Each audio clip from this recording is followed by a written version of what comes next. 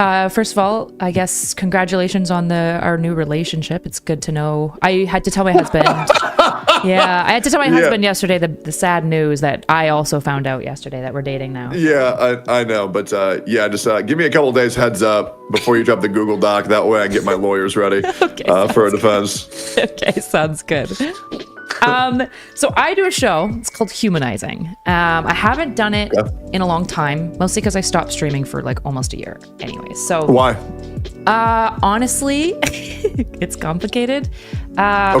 Okay, my dream is not to be a streamer. My dream is to run a treatment center for young men leaving juvenile delinquency.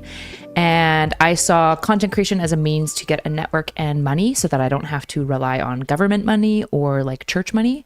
Because those are like some of the two main donors that you would rely on. And I just got plugged into kind of back end stuff in the streamer world, like doing more facilitating streams and networking for people and getting paid for it. So I was like, meh, I guess I don't need to stream anymore if this will make me money. So I stopped streaming. But the point of Humanizing is to talk to controversial figures. So I have noticed in the streamer space that... Wait, so you think I'm controversial? Yeah, I think you have got a bit of drama around you.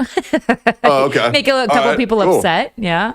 I feel like being tagged as your girlfriend in that deranged post is a good example of being you don't really get tagged in things like that unless there's some really special people who really hate you. So yeah, there are people who really have a fun time making up as much shit as possible about me, and then it is crazy how much misinformation spreads. So this will be fun. By the way, I'm an open book. You can ask me about anything. Gotcha. However, if there are things specifically you don't want me to go into, just like type them to me and I won't touch them. Sure. I don't care. The only thing that I don't like talking about is things where I'm legally not allowed to talk about, which was I got tricked into signing an NDA about one thing, and I doubt we'll talk about that, so it'll probably be fine. Yeah, so the point of the Humanizing for like my audience and your audience is I don't want to litigate drama. I'm not interested in litigating your drama. That's not really my business. It's to understand who you are and more importantly, why you are who you are. That's what I want to pose a question of. So I'm going to ask you questions about what you value, why you value these things, how these values impact the way that you interact in the world. It's to see controversial figures as humans. I think we don't really see streamers as humans or content creators or anyone kind of in media as humans. But I think we need to, particularly when controversial stuff comes up. You can't empathize with somebody that you don't already first see as a person. So that's the point of the Humanizing, is to understand you. I will ask you uncomfortable, potentially probing questions. If you tell me something that's a value and later tell me like a behavior that I think is in conflict, I might point to this conflict, for example.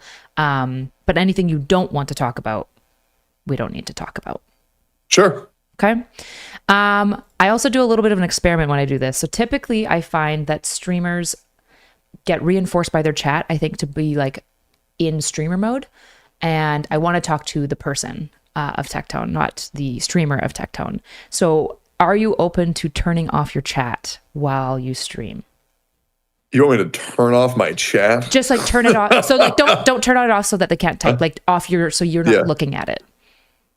Sure. Yeah, I can do that easy. Okay. Yeah, can I keep them on my OBS or yeah, of course, no? of course. I just don't want you to read it. Them. Yeah, I just don't want you to see it or read it at all. And of course, you don't have to. You can do whatever you want to. Sure. No.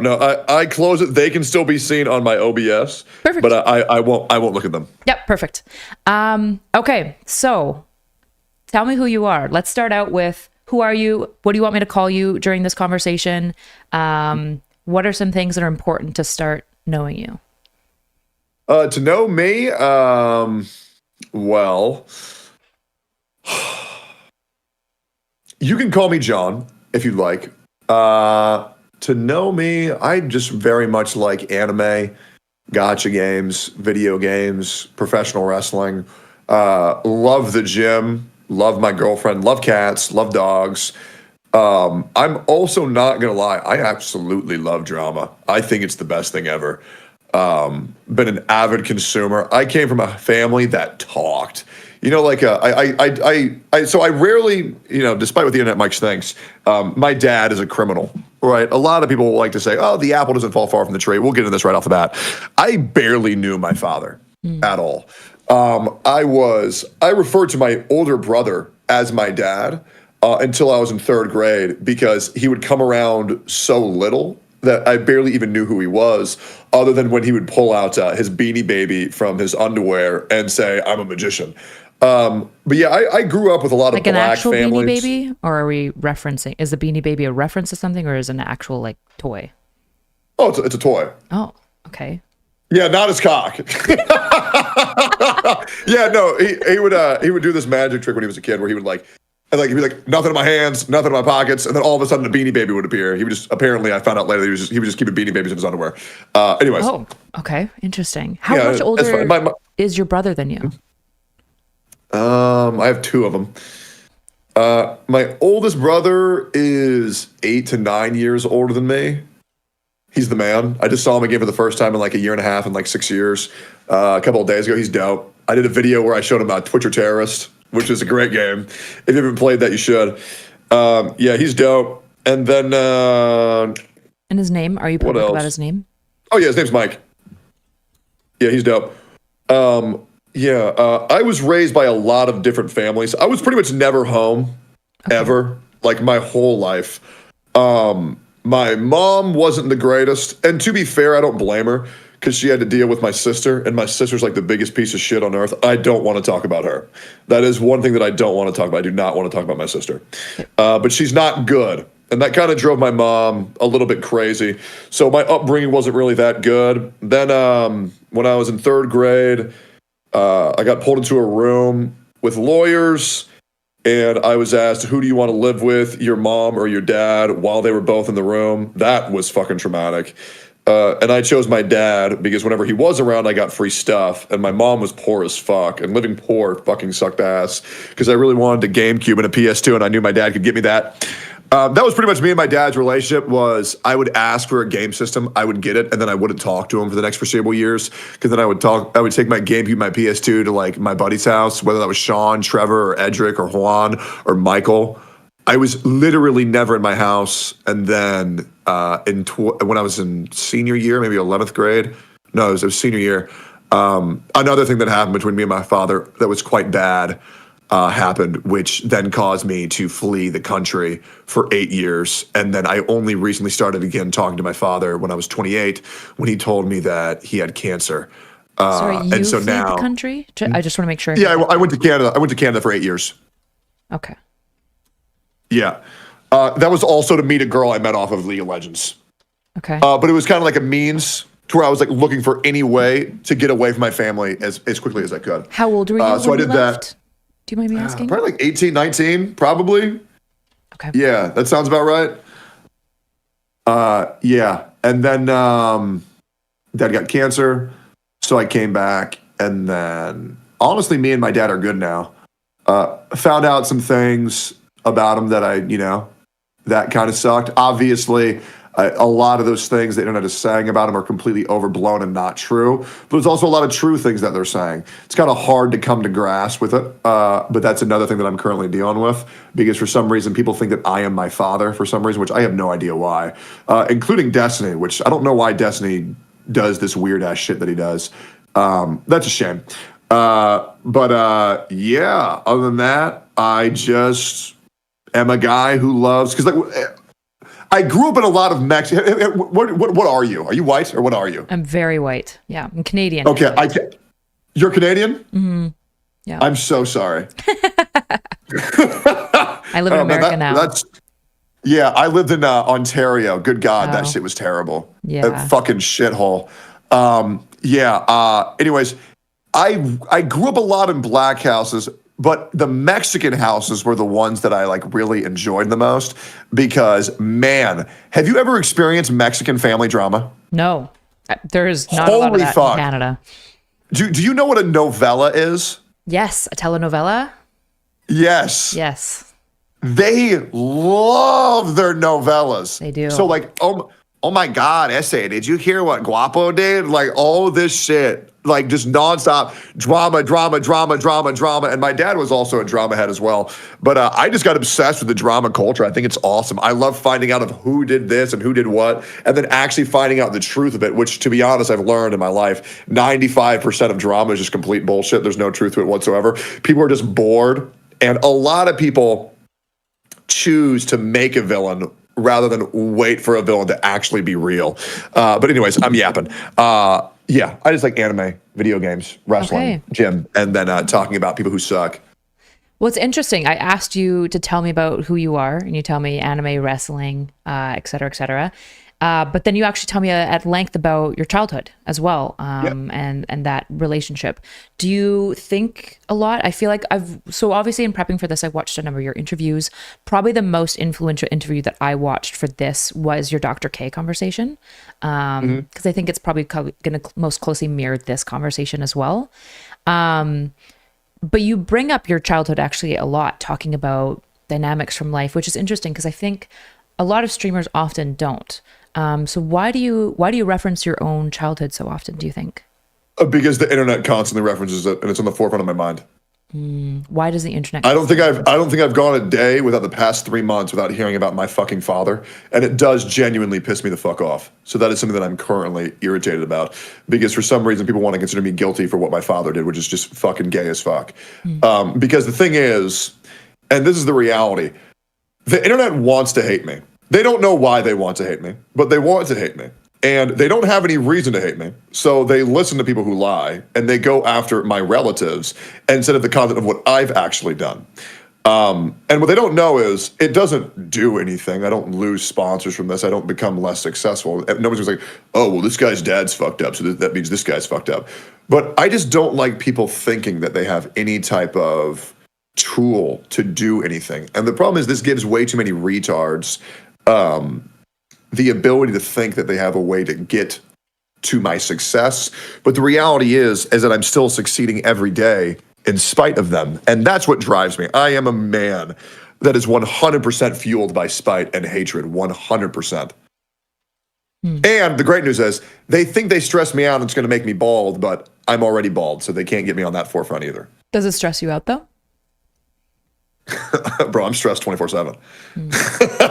What does that look I'm like? stressed being stressed? Yeah, like for you, when you say I'm stressed, how do you know, like, what are your markers that you're stressed? How does that? I can't remember, like, once again, I'm very happy in life, but it's a general feeling of unsafeness at all times.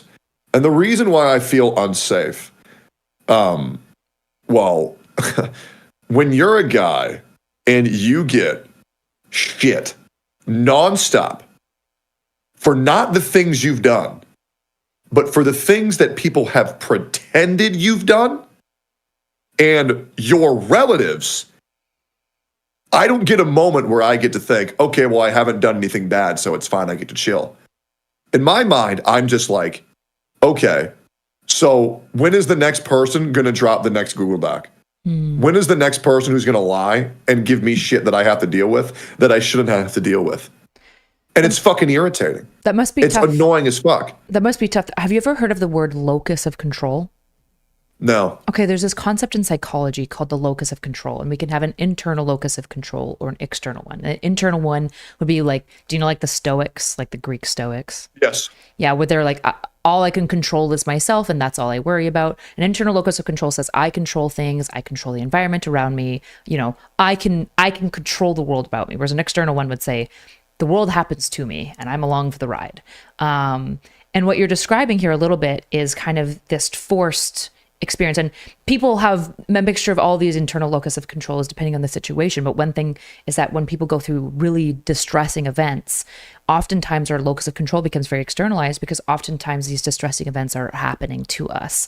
And it can be really hard to kind of map on not just, you know, there's this accountability piece, but part of this accountability piece is actually saying, what can I even have a hand in this to prevent like this pain happening again?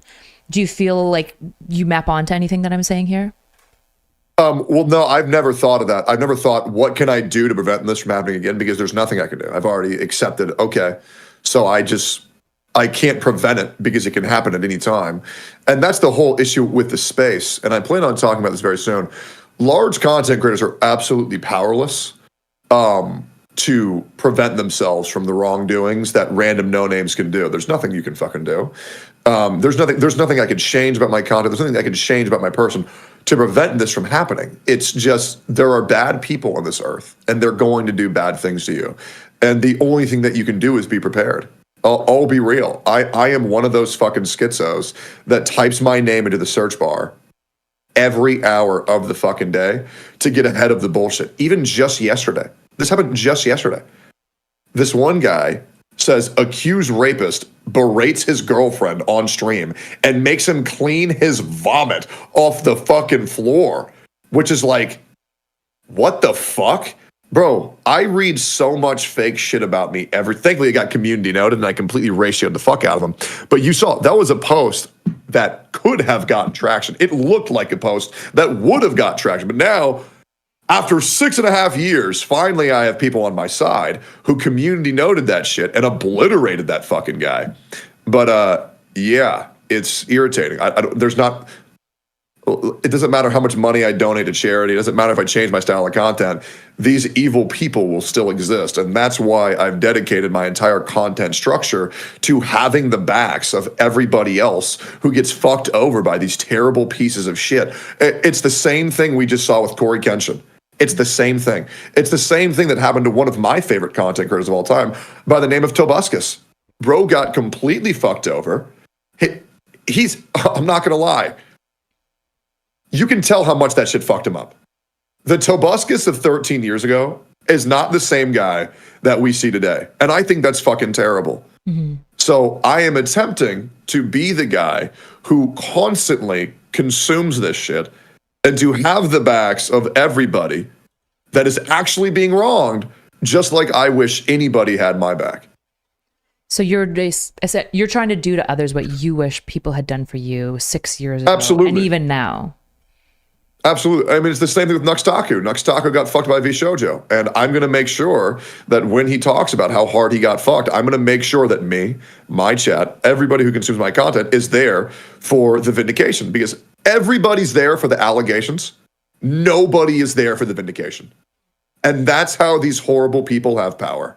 How does that make you, has that changed the way that you view the world? Oh, I'm so angry and bitter these days. It's insane. I legit, a couple of years ago, I have a couple of anxiety issues, but I'm generally a happy fucking guy. These days, I'm so pessimistic, it's insane. I expect the worst, and the worst thing is, I'm usually right. It's a shame. How does that, so you say, I'm a really happy guy. So when you turn off stream, are you able to kind of compartmentalize this of like, okay, well, when stream's over, I'm not going to worry about all of this stuff. I'm going to do Lifetime. But you said you're stressed all the time and checking your name every hour. So do you turn off, or does it bleed into your personal life as well? Very rarely. Okay. I'm actually so good at not letting the actions of Michael, Brandon, and Steve be taken out on Kevin. You know what I mean? Like, I'm not the guy who's going to take my emotions and say, I had a bad day and now it's your problem. I've never done that because I've seen what that looks like, and that's miserable. Holy fuck. No, I mean, I got some amazing friends. I got amazing cats. I got an amazing dog recently, which I named fucking Mango. And now that shit with Mango happened at the same time. And I'm like, way to go, dude. Now everybody thinks my dog's a sexual predator. Jesus. But yeah, all my frustration I take out at the gym. It's easy. I will be real. I go to some dark places at the gym. I go to some dark places. I put on my AirPods and I've lost 107 pounds so far. Wow. But yeah, I go to some dark places when I work out, and I get all of that negativity out, and then I get ready. And then it's funny. So I like, for example, right now I'm going to sleep to playing Donkey Kong Bonanza. Great game, by the way, for the Nintendo Switch 2. You should try it. It's amazing. And Uma Musume, which is this horse girl I play on the phone. Amazing game. And then I'm all good. I wake up. I go to Starbucks. I got myself an iced matcha latte. Uma. Yeah, Pretty Derby. I love that game. It's so good. I'm addicted. It's so good. It's fucking amazing. But yeah, I get my Starbucks, or I get my Gamer Subs using code Baldy for 10% off. And then I get ready to go to stream, and I re-immerse myself in what's going on in the online world, unless there's something crazy happening. Like, for example, yesterday when Iron Mouse left VShojo, I got that shit on my Twitter phone, and I was like, oh, fuck. content creator mode, sprint to my computer, fucking bang out a stream real quick. But then I re-immerse myself in the goo and the gunk and the trenches, and then I get ready to fight people online again for the next 4 to 6 hours. And then afterwards, I go to the gym. I immediately go to the gym after every day of streaming, or I go to the gym on stream.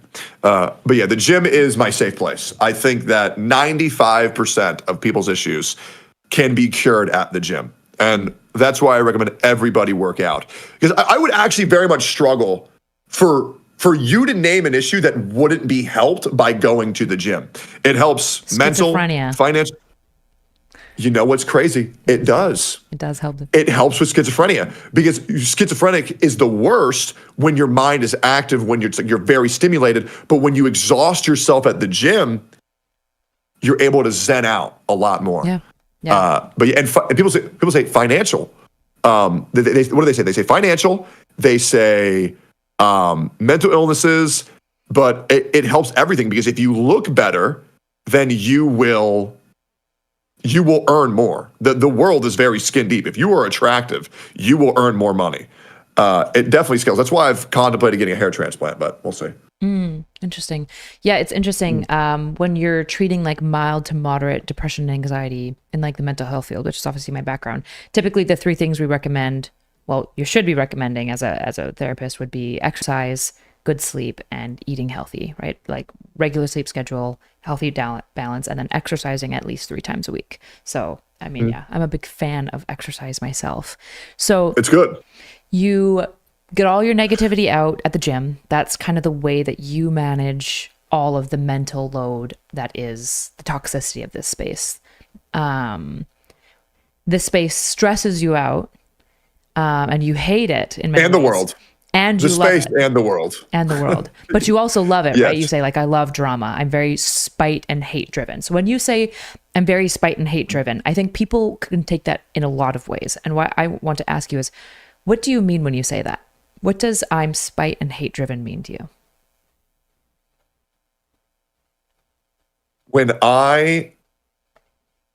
When people tell me I can't do this, when people tell me I'm wrong about that, nothing motivates me more than when people tell me I cannot do this. I have made a career of everyone telling me that I'm wrong, that everything that I'm going to say is a nothing burger, that nothing I do is going to matter. 6 months, 3 weeks, 2 days, a year, 2 years later, they will all say, holy shit, Tectone was right. I have done that for 6.5 years, many times. I'm not sure with how familiar you are with my career, but I have done this consistently with content creator after content creator, where everyone sees me as the bad guy and they see the other person as the good guy. Month after month, year after year, the mask falls off and they all say, holy shit, Tectone was right. And when I see that, it is fucking delicious. Gotcha. So it's like that. Have you ever seen the meme of like my face when that person everyone thought was so nice and cool is finally revealed for being is the worst piece of shit ever? And you're like, hey, yep. Gotcha. So you enjoy to some degree being like vindicated in your negative evaluation of others. Why do you think specifically that? Because some people might say, other people might have a different orientation where they're striving for other things. But what about this person is an asshole and you guys don't see it yet, but I do. And then when you're proven right, why do you think for you personally that is so satisfying? Because I don't think that's everyone. Well, because that's how it's been my whole life, even since high school. Okay. When I was in high school, other people's parents would say that I'm the problem child, that I'm the bad guy, that I'm the one that people should avoid. Because even when I was in high school, people would call me a bully, but I only bullied the people who were being bullies. Like one of the first times I ever got sent to a principal's office was because there was this kid, some dorky ass little fucking twerp, braces, fucking loser. And he was going and he was looking up girls' skirts, right? He would go up on the school, he would go up on the stairwell, and he would put little mirrors on his shoes, and he would look up to see their asses. So I took the kid and I threw him against a locker, and then I threw him in a fucking trash can. It was a big trash can, to be fair. This guy was fat. And then I sat on it. And I don't regret doing that at all, because the guy was a piece of shit. What are you going to do when these people, they do these fucking things, and you tell everyone, hey, this guy's being fucking weird, and then they say, oh no, that's so-and-so, he would never do that. Okay, well, at a certain point when I warn people time and time and time again, and nobody fucking listens, I'm going to have to fucking do something, because nobody else is going to fucking do anything, because nobody does any. Okay, if you're a female streamer, you can relate to this. I'm going to get pretty angry over the next couple seconds because it exists. How many men do you have that are weird as fuck to you? How many, like, genuine question, do you ever experience schizos? Yeah, of course. Do you ever have any of those who threaten your life? Yes, a lot. There's so many women streamers who experience these schizophrenic motherfuckers in their emails, in their chat, who say, I'm going to kill you. I'm going to come to your house, and you know what they're going to say they're going to do to you. Yeah. You call the police in 2025, and they say, well, there's nothing we can do about it. So he probably won't show up. So just call if they come to our houses. Just call if he comes to your house. Well, I'm sorry. At that point, it's too fucking late. So I find it a common trend where people will only act once it's assured. People will only act when it's too fucking late. And I believe that we should maybe take care of the problems before they become problems. But nobody wants to fucking do anything. Like, I believe that if I have somebody's number, if I know what they look like, if I know their government name, if I have emails of them saying they're going to come to my house and they're going to kill me and they're taking photos of my front door, I think that should be enough for the police to do something. But it's not. So instead, I have to deal with this shit myself. And I feel like it's always been that way. I feel like it's a common trend. And maybe, I don't know. I really feel like humans are tired of feeling helpless. And I feel like there's this weaponized incompetence amongst the people who are supposed to be righting the wrongs on these platforms. Whether it's Dan Clancy, who won't take care of his own fucking platform, ban people fairly. We have streamers like Hasan promoting terrorism every day, calling Asmon a mother killer, calling me a pedophile, calling me a rapist, calling Nuxtaku a pedophile. And he's just incompetent. He doesn't do anything. And so it's up to other streamers to right the wrongs because the people in charge don't do anything.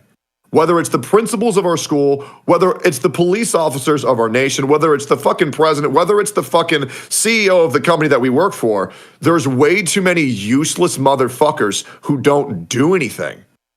And it's exhausting. And I don't know. I've had friends, like, for example, I'm not sure if you've seen the clip of Emmy and Cinna and Valkyrie, and they're doing a stream, and there's a guy screaming at them that he's going to kill them. This guy should have been dealt with the moment they saw him for the first time. Why was he allowed to follow them for 30 minutes after all that, before anybody stepped in now that he's going at them, charging them, saying he's going to kill them? It was so obvious he was a problem from minute one. But people act way too slow, and maybe I'm an egotistical narcissist here. I feel like it's so fucking obvious who the bad people are, and I feel like I'm losing my mind having to just sit there and be like, okay, well, I guess I'll just wait until everybody else finds out. It's the same thing with VShojo. I've been warning the community about VShojo for a year and a half, and they've told me, no, you're crazy. No, you're wrong. And I'm like, okay, I guess we'll just wait and see. I guess we'll just find out together then. It's just exhausting. So yeah, I just feel like the people in charge just don't know what the fuck they're talking about. And the weaponized incompetence trickles down to the people who believe it. It sucks. So when you were being raised, it sounds like when you said you had to choose between dad and mom during the divorce, which was very traumatic. How old were you when that choice was being made? Probably third grade. That's really little. You got what? Third grade is 8, 7, 8? Yeah, probably like 7 or 8. I was also a genius when I was a little kid. Dude, I was raised in this, oh my God, holy shit. So I was raised in like this hick town full of rednecks. Yeah. I wasn't necessarily smart, but compared to everybody else in this town, It was awesome. It was. I fell off. I fell off after third grade. I wrecked in elementary school, guys. Okay. Straight up, I was the county champion of math, eating watermelon, and backstroke. Like swimming. So yeah, I had a huge ego since I was a kid because I was just like, oh wow, it was like a gold player in League of Legends being placed in bronze lobbies. Like I was still shit, but man, I thought I was awesome. But yeah. Okay, so third grade, your genius self is put in the worst situation where even a child prodigy, okay, shouldn't have to choose, which is mom and dad. It's very interesting.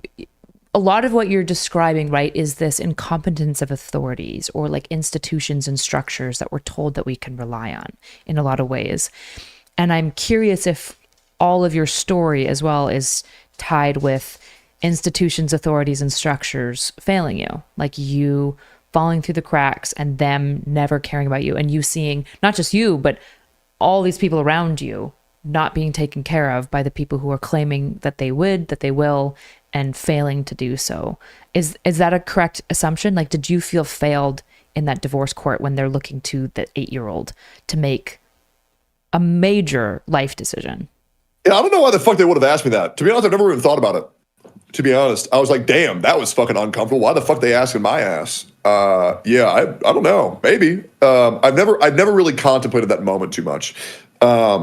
But yeah, I definitely think it's like, well, 8-year-old John, make a life-changing decision right now. Like, the fuck are you asking me for?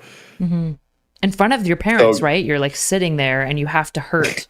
You have to hurt somebody's feelings right now. And I was terrified of them both. That shit sucked.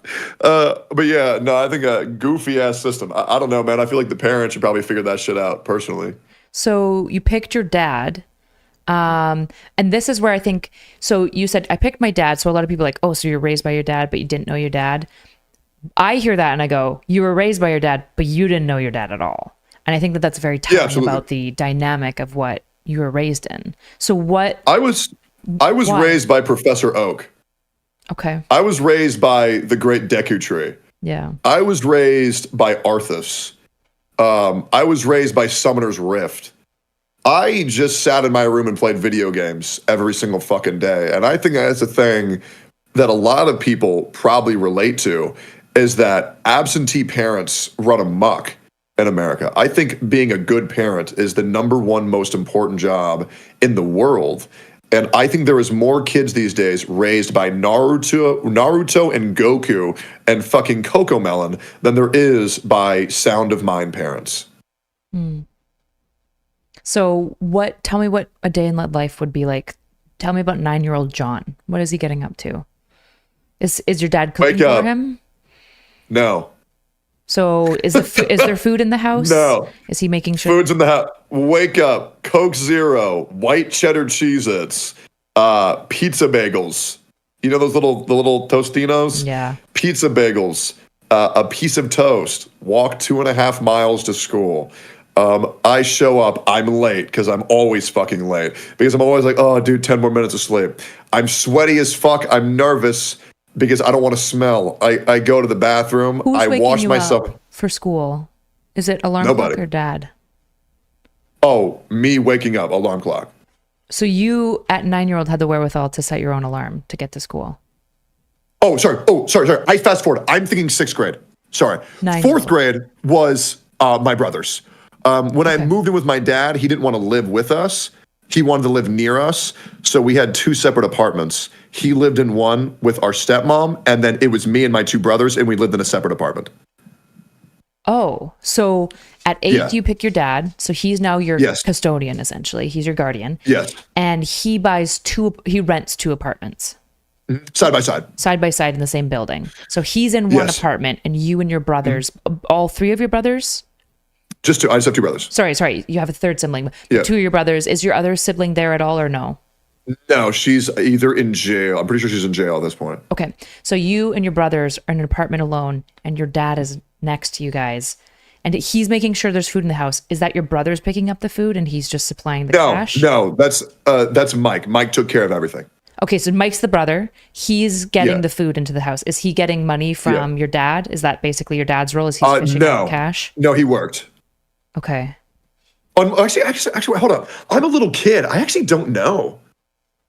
I'm actually not sure how the food got in the house. I don't even remember what I ate in 4th grade. All I remember was I had 2 chinchillas and I had the PS2 with Dragon Ball Z Budokai. I actually don't remember. Food appeared. Fair enough. In 4th grade, you're not worried about, the logistics of economics. Yeah. I'm just like, oh, look, the pizza bagels are back in the fridge. I guess I'll eat them. That's pretty much it. Yeah. Do you have a jaw injury, by the way? I do. Oh, is it TMJ? It is. I got into a fight when I was younger, and this kid fucking kneed me in the. His name was Hyung Jun. I actually just told the story on stream because my jaw is so fucked up. This guy called Hyung Jun jump knee striked me in the jaw because I took Taekwondo, and for some reason he thought that made me arrogant. I was chilling in the garage playing Yu-Gi-Oh with my buddy Sean. Just walks up, I get up because he's coming at me really quick, knees me in the fucking jaw, and then I slam him on the ground right after. And my jaw's never been the same since. It was never really this bad, but over the past 2 years, it's just gotten worse. Like I used to have to do this all the time where I would have to stretch it. Yeah. But now I have to fucking jiggle it around to not make it feel like I'm losing my fucking mind. But yeah. My husband had severe TMJ for a few years, and he treated it. So if you ever want tips on that, let me know, and I'll. How do you fix it? He saw a TMJ specialist, who did a little bit of stretching, and then there's a bunch of exercises that you have to do to basically stretch and re-strengthen this area. I can ask him to send it over. He's a personal trainer guy. Yeah, that'd be great, actually. Yeah. He fixed his own TMJ because he was having, when you were doing those jaw movements, I recognized it. So it sucks. It's fucking terrible. Yeah. Okay, so 4th grade, John, living in an apartment with Mike. I didn't get the name of your other brother. I'm not going to give that. Yep, that's fine. So Mike, other brother. The other one. The other one. And dad is in a different apartment. Do you see dad at all? How often per week would you at least see his face? He would interface when we had this game. We had I think it was the N64, and we would play Tiger Woods golf.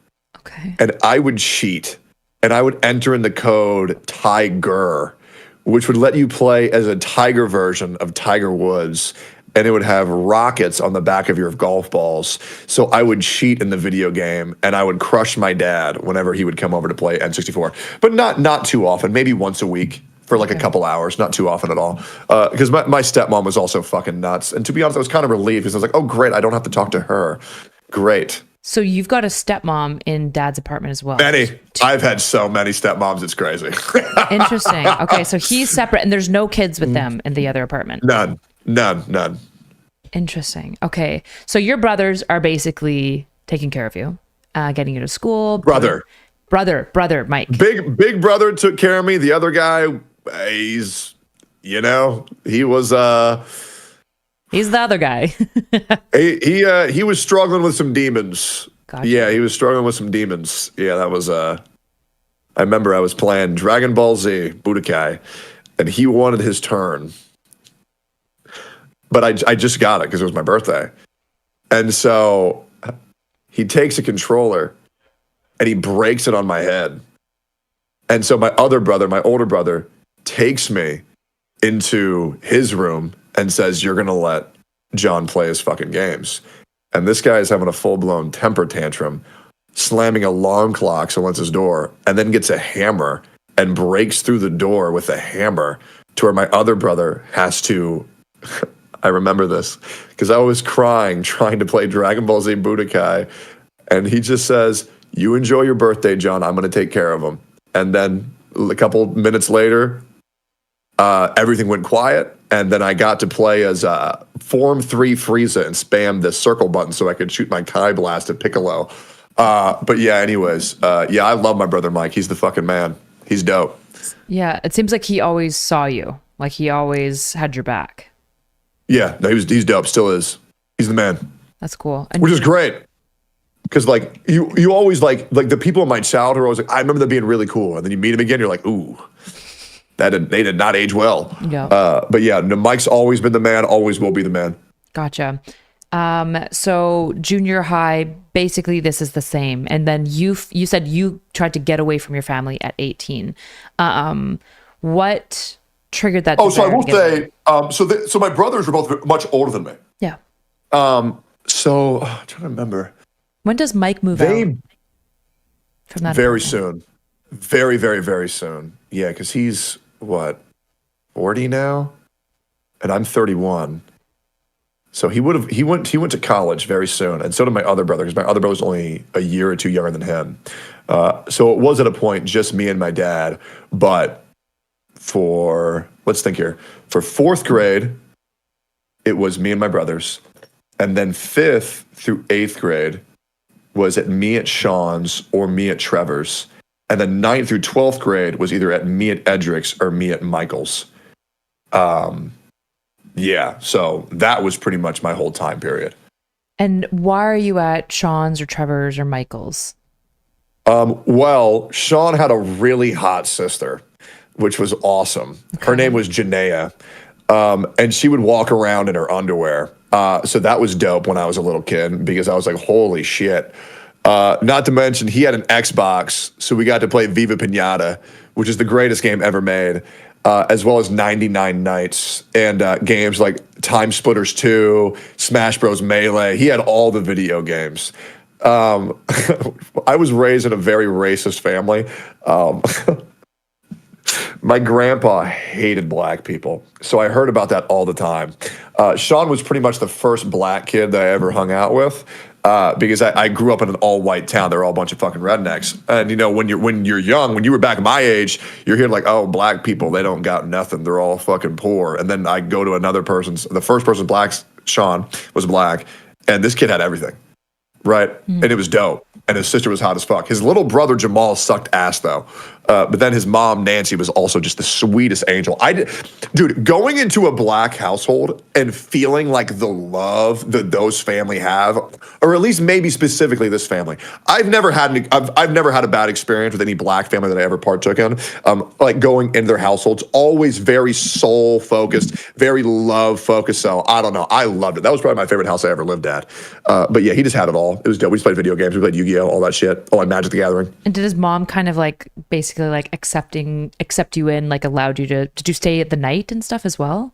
Oh, her mom was mom. Sorry, his mom was mom. I called Nancy mom. I stayed there for weeks on end, like months on end. So much so whenever I moved away in 8th grade, my dad gave her a check for always taking care of me. Because I was there literally every day, like night in, night out. I just like, why would I go anywhere else? Right. And by this point, Mike has moved out of the apartment. The other brothers also moved out. So your options are alone in this apartment now or at friend's house. So we moved to a townhouse. Okay. Yeah, we moved to a townhouse. So we're out of the apartment. Mike and the other one went to college. I was in the townhouse. And then with dad I stayed at Sean's, and various stepmoms. Yeah, this was still stepmom. Okay, there was the one before my real mom, then mom. Then there was the new one. There's 4 other ones that come after. This was still the neat freak. Oh, this one was weird as fuck. She would often fantasize about being able to cut open her own stomach so she could remove her intestines and vacuum them because, God, the inside of me is dirty. I can't stand to think about the inside of me is dirty. There's nothing I can do about it. Like, cause she was such like an obsessive neat freak. Oh God, it was so weird. Yeah. But yeah, and I'm not. I was a little bit of a slob. I was the kid who pissed in cans when I played video games. I'm just going to be real. I absolutely was. So then, okay. So you are living at friends' houses, basically all the way. You don't really want to spend time with your dad at all. Is it that you don't want to spend time with your dad, or your dad doesn't want to spend time with you? Like, what's that dynamic feel like for you? It's just both. It's just nice. I don't like figures of authority. I don't like when I'm at Sean's house, who's going to tell me what I'm doing is wrong? Like when I'm over there, I'm just like, they can't do shit to me. Right. So like My dad was also very hard of hearing, and I hate repeating myself, which is why I've become so loud. People often call me so loud because I just got used to talking loud all the time. That way I would never have to like repeat myself. My dad got blown up in Afghanistan. So one of his ears got blown off and the other one is 50% deaf, maybe a little bit higher. So I hated doing that shit. But to be honest, I mean, I didn't really know much about my dad other than he wanted me to be like a runner. And I was like, I want to play video games, so I'm just going to do that. Why did he want you to be a runner? Yeah. Was he a runner? Oh, he's insane. Okay. Yeah, he does like ultra marathons. Yep. He does like 100-mile races, as well do both my brothers. But all my family is very athletic. I was lazy as shit. I just wanted to play video games. Mm. Did that create any like tension, like where you felt like the black sheep? Okay.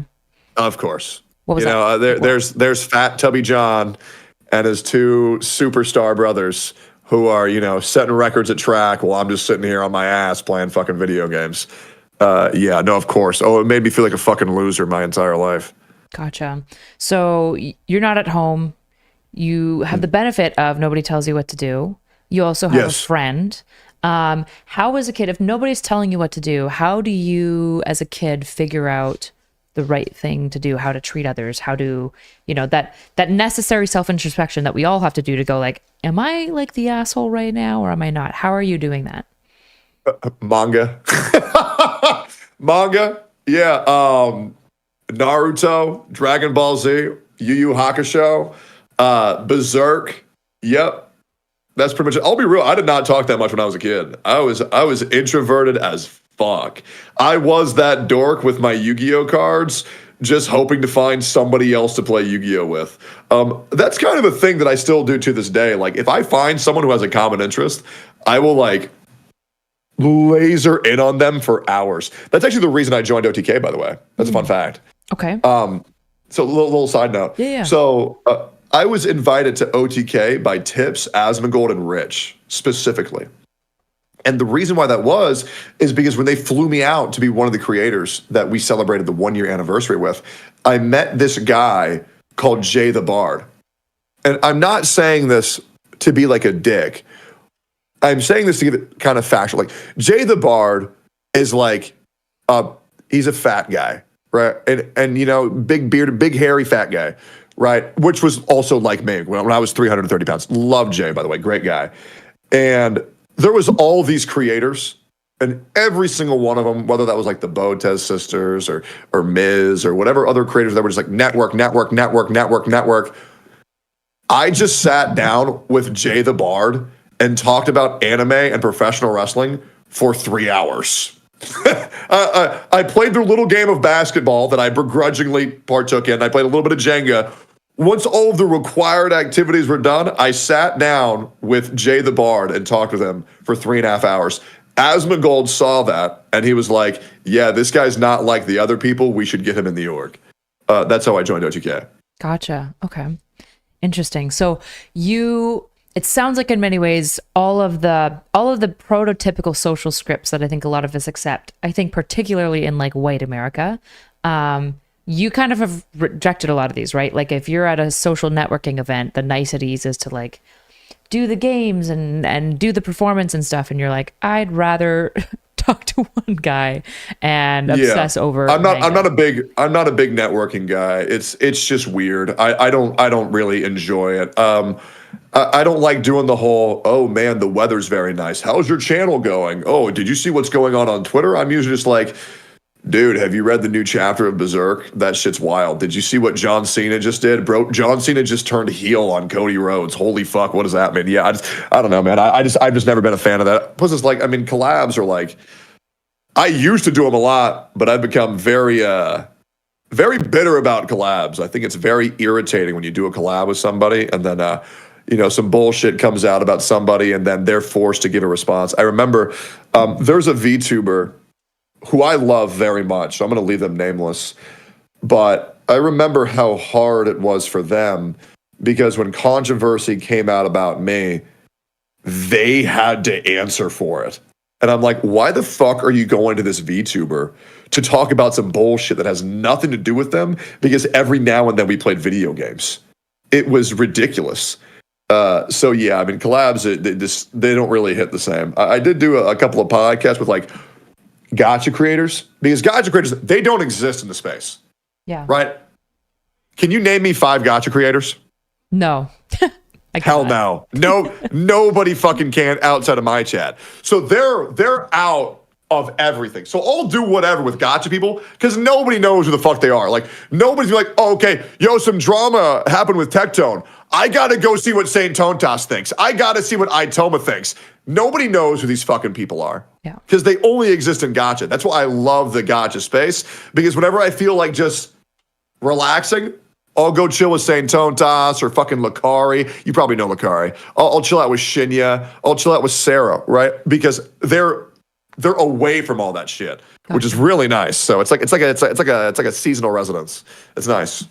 Okay, you're a very interesting person where it feels like you are you're a bit of like two extremes in many ways, right? You are this like introvert nerd who just wants to like do his passions, which is like nerd shit, and at the same time, and you're like tired of all of the bullshit essentially. And on the other side, you love drama, you're spite driven, and you're constantly throwing yourself into the muck because you want to, I think, rescue people to some degree, but there's probably just a self part, right? Like you just want to throw yourself in there.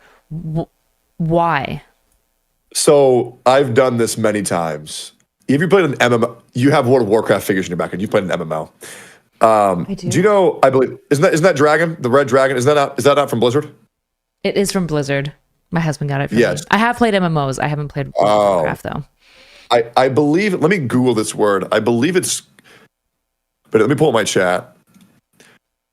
I believe it's commanding shout. I believe it's a commanding shout, where what it does is it AoE taunts everybody around them. Okay, it's like and that way the aggro, it's like the aggro goes on them. Yeah. And so I played the role of a main tank in World of Warcraft for many, many, many years. And whenever the DPSs are coming underneath damage, it's the tank's job to taunt them off of the people who can't take as much damage as them so they can do their job. So I like knowing when someone can't handle the bullshit. I'm like, okay, I got you, taunted. So for example, a big taunt that I did and maybe a couple of years ago was there was this one guy called Tawano, and he's like this. I don't really particularly care for Tawano, to be honest. I used to, but he ended up being like the rest of them, unfortunately. But before I knew that, he came into some shit for making like a sex joke about like an anime character. And these fucking weirdos who think anime characters, and once again, not even like a fucking like a child anime character, like an adult anime character by the name of Eula. He said something about her ass, and he got crazy shit for this. So I just inserted myself, said something way more graphic, and taunted all of the fucking retards off this guy because, well, Tawano's mental health can't take it. I'm just like, whatever. I'm already dealing with so much. What's another hate thread? What's another one? I'll just take another one. It doesn't matter. It's like, I don't know. It's some like sick, twisted mentality I have. I don't really know why I insert myself into so much, but it's a little bit fun. But maybe I'm sick. I don't know. Who knows? Well, there's this juxtaposition happening, right? There's two things that are happening that feel mutually exclusive. What's another hate thread? Except at the beginning of this conversation, you said, I'm stressed all the time. I never feel safe. I'm checking my name every hour by the hour, right? And so it's like, what's another hate thread? And also, it's crushing you a little bit. So here's the difference. Okay. The hate threads that I don't like are the ones about my actions that I never did. The hate threads that I do like are the ones where people are angry for the things that I've actually done because they're stupid. When I do something and people want to get angry at the thing I did, I don't care. When I do something and maybe I fuck up, I'll be the first to apologize. It's the things that people make up that drive me insane because you can't do anything about that. But when people want to get angry at you for things that you have done, you can justify your actions and say why you did them. When someone just makes something up, there's no dialogue. Right. There's no fixing it. I'm okay. So this is what we're doing. Okay, great.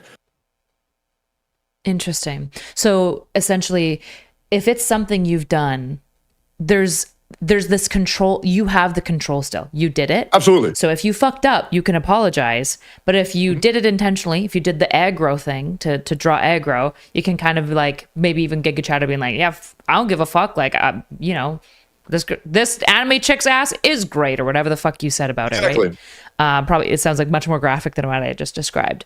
But when people make up things about you, that robs you of any capacity to control it. Well, yeah, because at that point it's like, oh, okay, so they're wrong. They know they're wrong, so they're not going to wait for me to fuck up. They're just going to pretend that I fucked up. Right. Oh, and I mean this genuinely. In 3 months, I want you to rewatch this if you ever post this anywhere. And when I get the opportunity to tell the story that I get to tell, I think people will understand a lot more why I'm so angry at the world.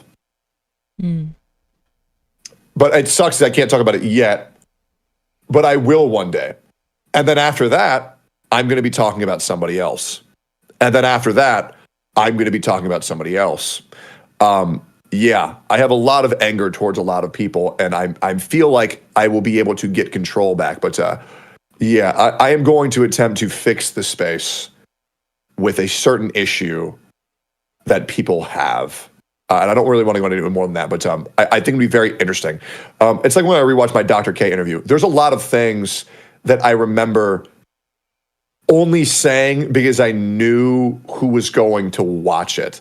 And that's the thing that's very unfortunate, is that even though I want to be as authentic with you as possible, you know as well as I know, any live streamed interview can only go so far with complete authenticity. Yeah.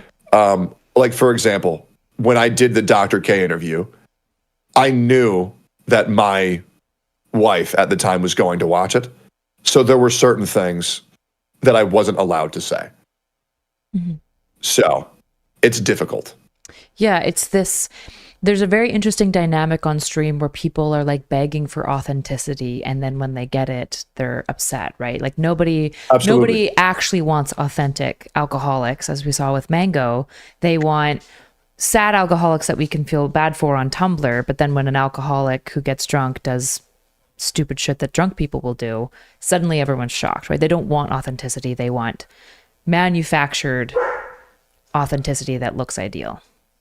Absolutely. I mean, you've how long have you been involved in the streaming space? 3 years. Yeah, I'm sure you've seen your fair share of streamers who on stream, oh my God, I love this person so much, and then the camera's off and they don't talk ever. Yeah. They don't give a fuck. They don't hang out. They don't chill. They don't talk unless the camera's on. Yeah, I think the streaming space is so fucking fake. It's insane. Gotcha. So when you look back at 18-year-old you, or even better, 9-year-old you, what do you think you would be surprised to see? Holy fuck, you made money off of video games? That's crazy. Bro, my game plan when I was a kid was get hit by a bus and collect pension for the rest of my life. That was my game plan for a job. I was like, oh, dude, any way to make money without working. Holy fuck, there's got to be a way. I remember I held a butter knife to my throat the day that I found out that being a Pokemon trainer wasn't a real job. That was very depressing. I thought that existed only in Japan. So yeah, the immersion breaking moment I experienced from that really sucked. Okay, what else? So you've got money from the thing that you love to do. Yep. I'm bald. I used to shit on bald people all the time. I finally outgrew my brothers. That was a big part of my life. I was always the little guy.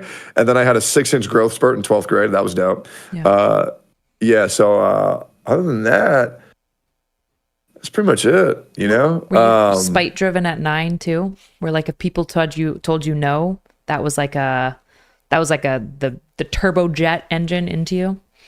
Oh, when I was 9, I was a pussy. Okay. I was just scared. I was just scared of everything. Like I was scared of everything. Literally scared of everything. Yeah. How'd that change? Oh, it really hasn't. My paranoia is really bad. Yeah, I'm a very paranoid individual. Yeah, it's pretty bad. But I don't think anyone would describe you as a pussy now, right? Like when you describe pussy, I picture kind of weak, retreated. You said you were introverted, right? I picture somebody that flees from confrontation. That's certainly not you. So I guess when you're observant of the dangers around you and you don't have a means to defend yourself, you're first seen as a coward. Now I'm aware of the dangers that surround me. And now I have a means to defend myself and right those wrongs. So now those things that I was afraid of, I'm now like actively prepared for. And I'm willing to do what needs to be done in case the opportunity arises. I've always been a very horrifically paranoid human being.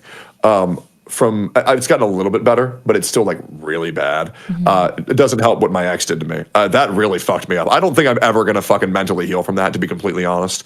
Yeah, that really, really fucked me up. Maybe a couple more years in therapy. So when I was a little kid, I was so paranoid of like being killed. I would, this is so crazy saying out loud. I talked to my chat about this before. So you know when you go to a stoplight and you like brake? Yeah. Like normal thing. There's a red light, you brake. Yeah. For years, I would never brake at red lights. I would get to them and I would drive forward a little bit and then I would reverse a little bit. And then I would drive forward a little bit and then I would reverse a little bit. Do you know why I would do that? No, I have no idea. So in case someone had a sniper rifle pointed at my head, they would miss the shot. Because I would constantly think that someone was trying to kill me. I didn't want to give them an easy shot. It was awful. If someone parked next to me at a stoplight, I would reverse and get behind them if I could, or I would look directly at them to make sure they don't have a gun pointed at me. Yeah. And this was horrific before paranoia. internet fame. Yes, even before. Well, when you get grown up in a military family and you constantly get told how don't trust anybody, there's bad people everywhere. And then there was anthrax. There was fucking 9/11. You know, like, you know, my brothers and my sisters and my fucking father tell me how they're just getting shot at. I'm like, damn, you know, maybe I'll get fucking killed. I don't feel like dying. I got way too much to live for. I got to see the ending of One Piece. You know, like that shit still ain't happening. It's been fucking 13 years. That'll never happen. Yeah, it's never happening. If you could, what do you think? Because you said you're very nihilistic and like negative towards the world. You're very pessimistic, I think you said. Does that feel accurate? Sure. Yeah, absolutely. Towards the world specifically. I think on average, there are a lot more bad people than there are good people. Yes. Okay. It's a lot easier to be a bad person. It's a lot easier. Do you think that being a bad person also gets rewarded for the most part? Of course. I mean, look at any Karen on Target. The more you bitch, the more you get rewarded. Right. Gotcha. And so I guess, what do you think, like if you could change the world to make it not the way that it is, what do you think are the things that would have to get changed? Like what are little things that you would tweak? Okay. Nobody underneath the age of 18. So you have to be 18 to be on social media. No child needs to be on Twitter. They just do not. Yeah. No child needs Instagram. They can have Facebook to talk to their grandparents, but they don't need a Twitter. They don't need a fucking an Instagram. The amount of retarded children on the internet that talk shit and then hide behind the guise of, why is bro clapping back? I'm a minor. Brother, you just called me a rapist and your tweet got 24,000 likes. Yeah, I'm going to fucking bully the shit out of you because you're trying to ruin people's fucking lives. I also believe that every police officer should wear a body cam. I think as many times that we can have eyewitness and a direct recording of what actually happened at a scene is required. I think every car needs to have a camera facing forward and behind them. I think that would help a lot.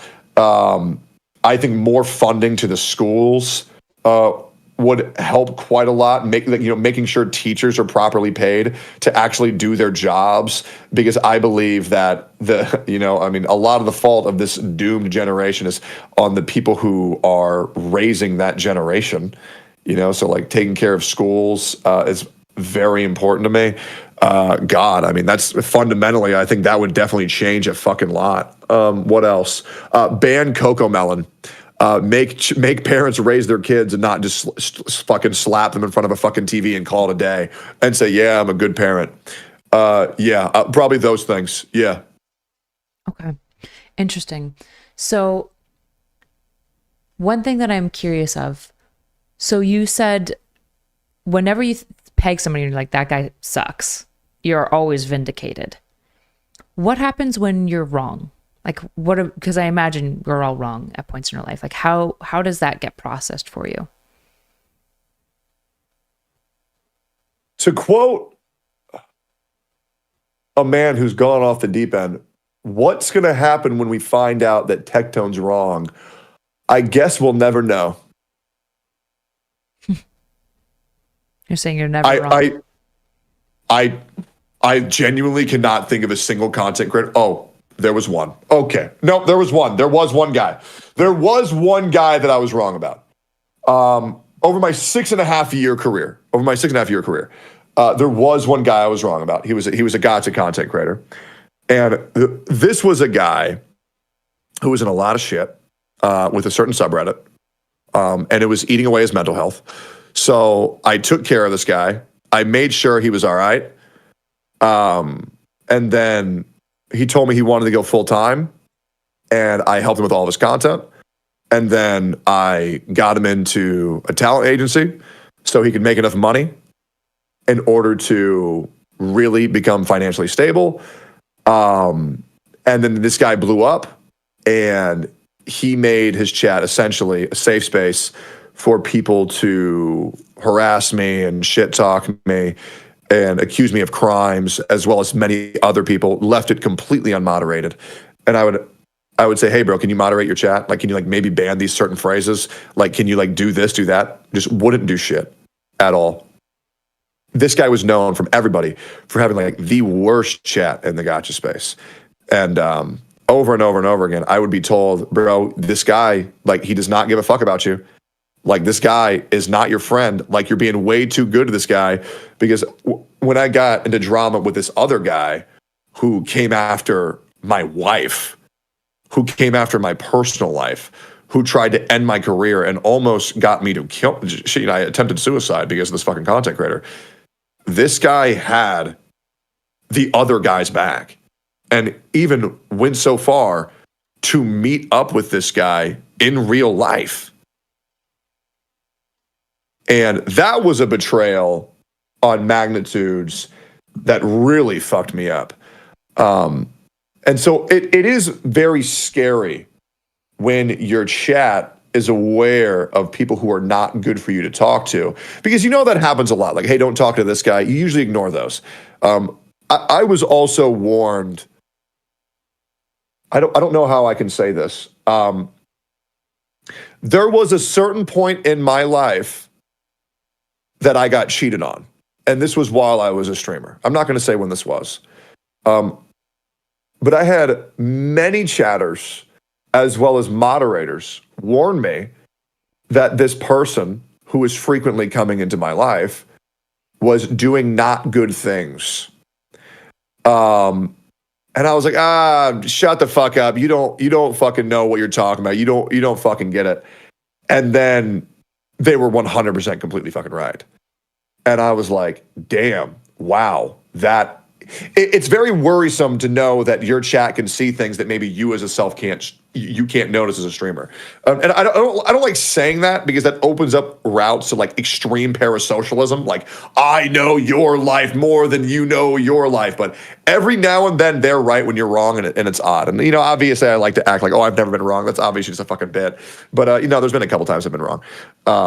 What's interesting is the two Yeah. examples you've given me are situations where you didn't believe somebody was bad and you were Yes. incorrect about that, right? Which is interesting, because I'm curious. The question was actually, is there a time you thought somebody was bad and they weren't? Oh, my problem is I only know when people who I think are good and then they end up being bad. Yeah, that's People who I what you thought outlined were- to me. Yeah, people who were bad that ended up being good.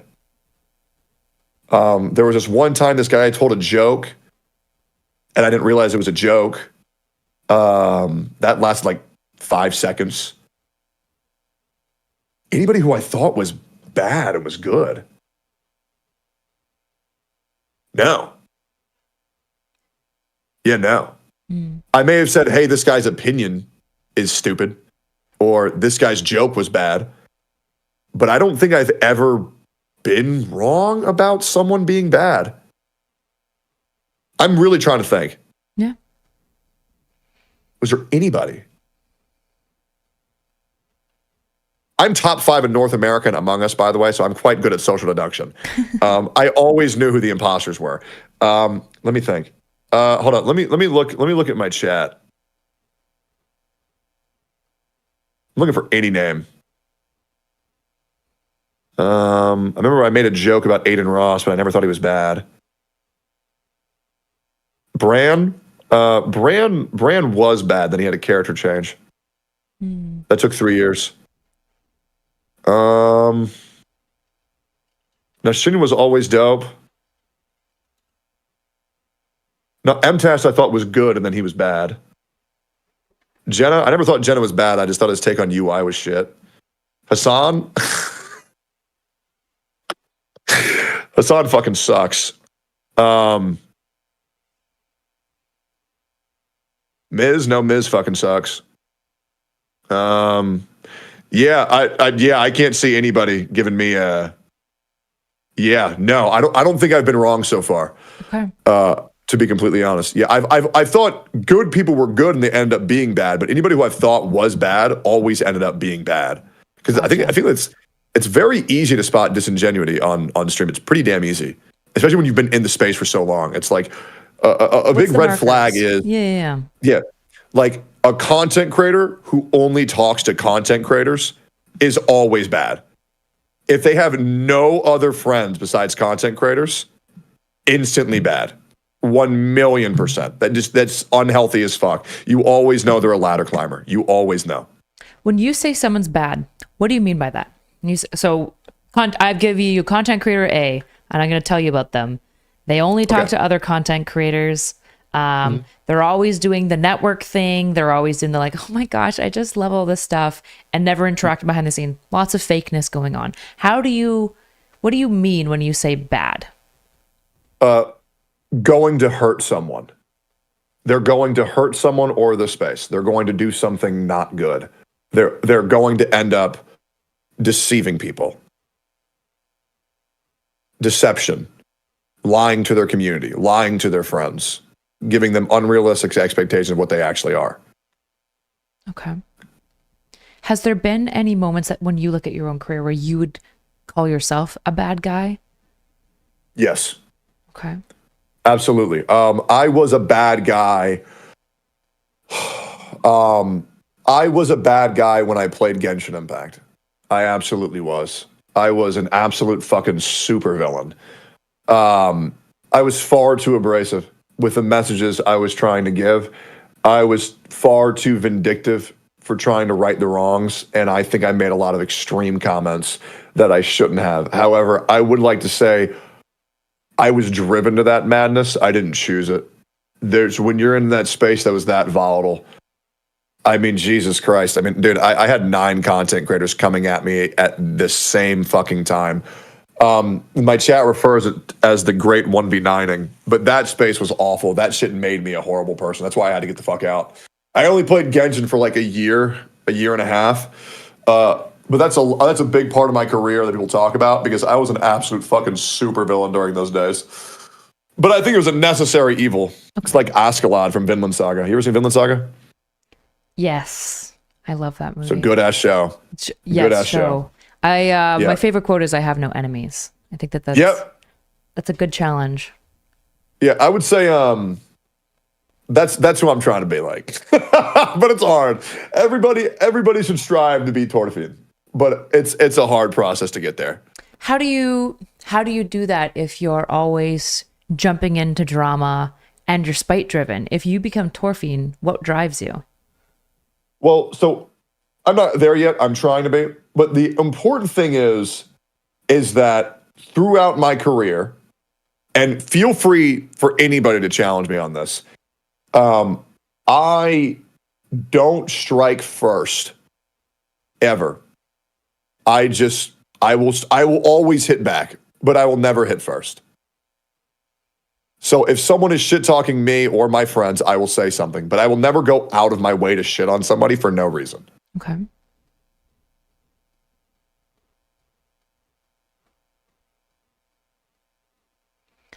Like, for example, the whole Destiny thing. I have no issues with Destiny. I've had no issues with Destiny. But then he's going to crash the fuck out on Donut and Brandon because for some reason he is lacking the understanding that people will be more emotionally invested when they're on a scene looking for dead little girls rather than some guy who's sitting in his room typing on the computer about how he doesn't think it's that bad. Like, that was just such a fucking unhinged thing to do. It makes no sense. And like, I feel like a lot of people just lack emotional intelligence to understand maybe the reason why they called NMP a bad word is because while he's out there making jokes, they're out there trying to save lives.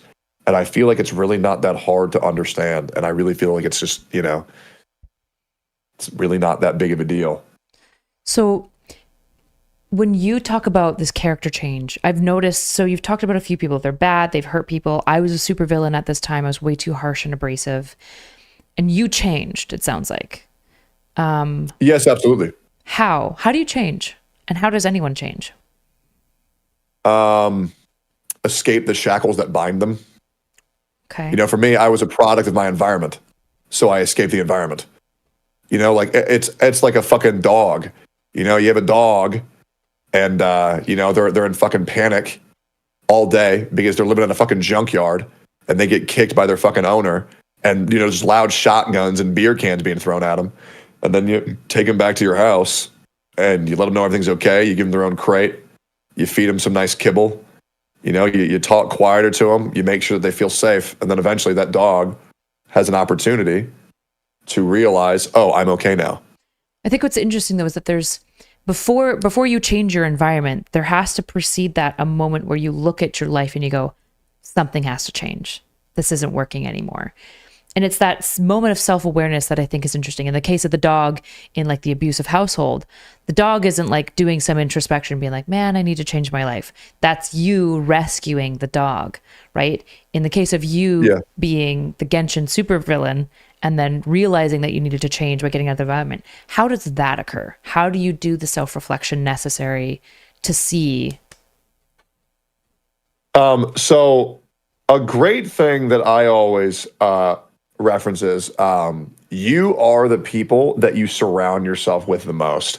So if you surround yourself with 5 dumbasses, you're going to be the 6th. I used to have a life where I had to deal with the world's most miserable person every day. Every day. Nothing was ever happy. Nothing was ever good. If they got a 99 on a fucking exam, it should have been 100. If they got platinum in League of Legends, it had to be diamond. If they got a fucking steak for free, but it's medium, it should have been medium rare. No matter what happened, they were miserable. And by proxy, by dealing with that person, I was fucking miserable every day. Mm-hmm. Even though I was a millionaire, even though I made sure everything was taken care of, even though when this person would be around, everything was clean for them, everything was cooked for them, everything was taken care of for them, while I was doing my own job, while I was doing everything for this person, they would still choose to be miserable. And by me allowing myself to be near this person, I too became miserable. And then when people let me know, hey, bro, you're kind of fucked up. And when my mind was, why am I so fucked up? And the answer was always because, oh, it's because I'm around this person. I then realized, oh, I should just get away from this person. So yeah, you just, you become the people you surround yourself with. So when you realize you have a negative influence on you, just get away from that person if you can. Mm. Interesting. You also manage yourself by things like you said, exercise, right? It sounds like, yeah. Do you think that you would be able to do what you do? Like if you didn't exercise, where would that negative energy go? As you said, you don't like to take out on, you know, Jimmy, what is frustrating you from John and, you know, whatever other insert other names, right? You try to if I didn't start working out, I'd probably be dead. To be honest, I think I'd just be fucking dead. Yeah, no, for sure. Yeah, I'd be dead. So how long have you been in this industry? 6.5 years, nearly 7. 6.5 years. Okay. What was it? Just hoping you could make money gaming? Is that what got you into it? So I was living in Canada and I couldn't get a job because I didn't have resident status. I couldn't work a job. So the only way I could make money was from a remote job. I tried learning coding, but I was retarded. And so I just said, okay, I'll just be a YouTube content creator. I was in a college course. I made a video game theory video about Banjo-Kazooie. And I was like, wait a minute, this is a YouTube video. And then I had this buddy called Shane. He was like, dude, John, if you were to do what you do on Discord, on stream, I'd watch you every day. And I was like, okay. So I streamed and I blew up pretty much immediately. Wow. Can you tell who's going to blow up at this point? Like you can tell who's going to make it and who's not? I can certainly tell you who's not going to make it. And I am very clear with my friends when they don't have it. I'm like, hey man, you should really, I hate doing this. I've witnessed people's souls leave their body. When you have a friend who thinks they're going to make it in this industry, and when you have a friend who thinks, I'm going to be the next big thing, just tell them to watch their own VODs and see how that will change. Because when someone watches their own content and they become aware of what people are watching, because I had to watch my own VODs. It is a painful experience. Have you ever done that? No, I don't like watching my own content. I hate it. Yep. As everyone It's painful. Does. Yeah. Yep. It sucks. But you learn so much. And now I'm at the point where I shit you not. When I'm driving, I will pull up my own video and I'll just listen to it. And then I'll just think, okay, what can I do better? How can I make this more dynamic? Where did I drop the ball? And sometimes I will just watch a video and I was like, oh, that was good. And that feels great. Because that's some things that a lot of people just will not do. Because usually I'm very hypercritical of myself. But when I can finally say, oh, damn, that was a good video, I'm like, great, motivation. I got to keep it like that because I do very much care for my chat because I don't understand why these people watch me. I don't get it. I don't get why I go live to 5,000 people on Twitch. I don't get why I go live to 2,000 people on Kick. I don't get why I go to 4,000 people on YouTube. I don't get it. But I appreciate it. So if there's any way I can make it better for all of them, then I'm going to want to do that. Because, generally every content creator's mindset should be, without these people, you're nothing. So you should probably treat them the best you can and try to entertain them because I don't want anybody to watch me because they feel bad for me. I want people to watch me because they're entertained. I hate the idea that someone's just watching me because they feel sorry for me. It's awful. I'd rather think, oh, this guy's funny.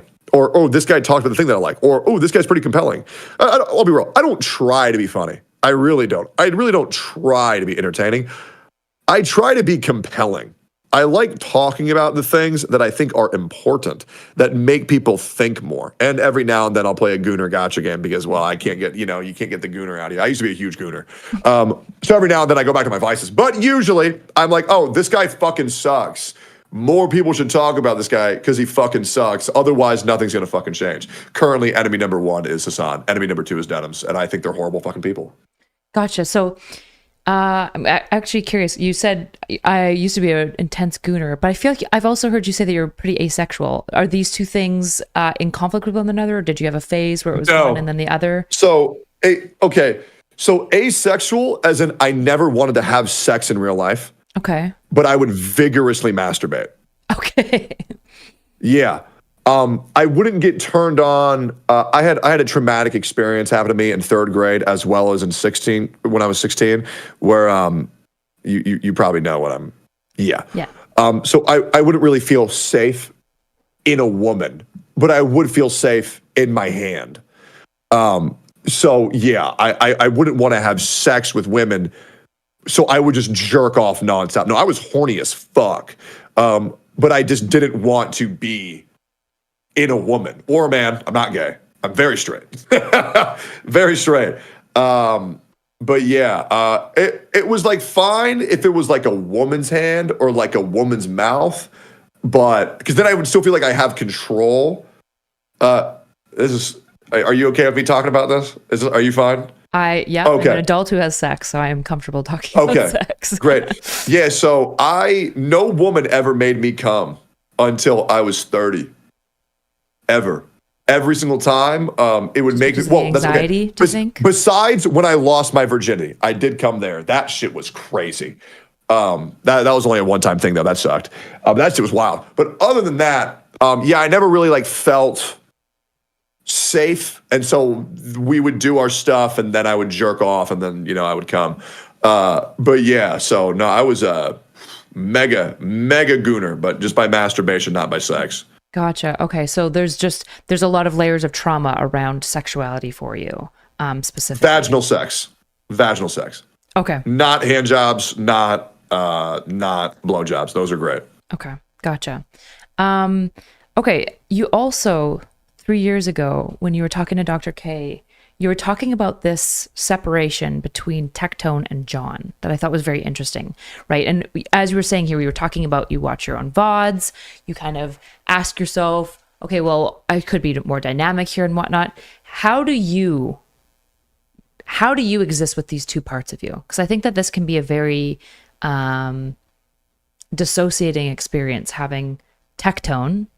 In fact, psychologically, it's interesting because we also having these alternative names, notsoErudite, right? NotsoErudite to some degree could be a character that's separate from Kyla. And there's some safety in that because if people don't like notsoErudite, then that doesn't mean they don't like Kyla. Although my character, I don't have a character. Like most people on my stream just call me Kyla. How do you separate these two things where you're watching and you're understanding that there's a performance piece to your streaming, but there's also John, and John needs to be there, and John has to be somewhat present. They're watching because they're interested in John, who's informing Tectone. How do you separate these things? So Tectone is just John turned up to 11. I did the same thing when I did professional wrestling. It's still me. It's just a lot more intense version of me. And you know how Pirate Software got into a lot of shit for using voice changers and how he sounds a lot deeper than he normally is. Yeah. I'm not sure if you follow that. I do the exact same thing. I don't use my real voice on stream. I use my stage voice on stream. Whenever I use my real voice, which is it's a little bit hard to break my on stream.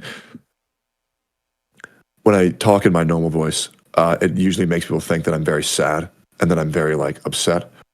So I usually put on a more projecty stage voice to let myself know that I'm in the fucking zone. I'm here to fucking put on a show. I'm here to try to entertain people. But this is how I normally talk off stream. Or when I'm having fun and I want to be silly, but when I'm just being me, like when I'm with my girlfriend or if I'm with a close friend, I'll just talk in my normal voice. But it's a lot quieter and it's a lot, it's fucking depressing. So I don't really like doing that. So whenever I'm on stream, I just turn it up, say, okay, time to go, boys. We're putting on a fucking show. And everybody, my chat, they shit on me nonstop for it. So it's pretty much just they've heard this for if you go back to my first YouTube videos, I'll be talking like that. Like in your normal voice? If you watch my original Summoners War video, it's just me being John. But it's just a lot easier to put on a fucking show and just be ready to go. Turn this bitch up to 11 because I don't want nobody to be bored when they watch my shit. So I'm just trying to put the best version of me, the most entertaining version of me forward, while not being inauthentic, right? Just it's kind of like the best professional wrestling. Yeah. The best professional wrestling gimmicks are the real person turned up to 11. So whatever the best parts of you, put that shit forward in the best way possible. And that's what I try to do. Gotcha. So 3 years ago, you were talking to Dr. K and said, I portray myself as really happy and funny, but in reality, I'm depressed. It seems like that's changed for you because you're saying now in your personal life, you're really, really happy. So has that changed for you? I think, so wait, what did I say on Dr. K? You said, I try to portray myself online as happy and funny, but in reality, I'm depressed. That sounds like something I'd say. Emotions are complex. I don't really think there's any way to always be happy, to always be sad, to always be angry. It's a really moment-to-moment thing. Right now, I'm pretty happy. But, a couple minutes ago, I was pretty fucking angry. Just depends on what we're talking about. It depends on how much I can let go of what's in the background of my mind and be on the forefront, or whether if I'm consumed in the background. So it's very hard to give a blanket statement for that. But sure, there's just right. There's states and there's traits, and you're talking about like states, like, and sometimes I'm in state happy, and sometimes I'm state sad. But then there's traits, right, where you're saying like it seems like, for example, the fear and paranoia has been lifelong. Like that's been a consistent through line of something that you experience. Or am I wrong? I honestly have no idea. It's very hard. Emotions for me are very hard to just pinpoint. I honestly, I don't know if you're really challenging me on that. Am I happy? Am I sad? Am I depressed? Am I okay? I have no fucking idea. Why do you think that is? I don't know. Yeah, I have no idea. There's it. When I laser in on something, everything disappears. But when I consider everything that's going on, you know what I mean? Like when you lock into League of Legends, you're not thinking about the bills you have to pay. You're not thinking about, do I have food to eat? You're thinking, I need to get first blood on Garen, because if I don't get these boots, I'm going to get fucking ganked, and then my life's going to be miserable. Right. So I try very hard to stay occupied. So I guess I just don't really think about it. That's interesting. So you kind of, like games, as you outlined, are great because they can be escapism, right? They can just allow us to not look at these parts of ourselves, right? But I would also, I don't know if you agree, I would argue we have to look at these parts of these selves because, and you are willing to look at these parts of yourselves because you were able to go, I was being a supervillain in this period of my life. Right. And that requires you to attend to it requires you to attend to very uncomfortable things, which is looking at your behavior and going, this isn't okay.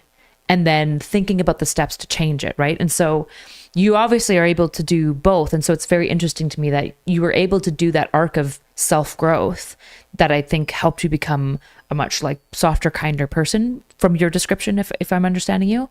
So the question is, what do you think would be needed to look at this part of you, right? It was interesting that you said my grade 3 experience when my mom and I was sitting in front of my mom and dad and they said, pick. It's the most traumatic moment of my life.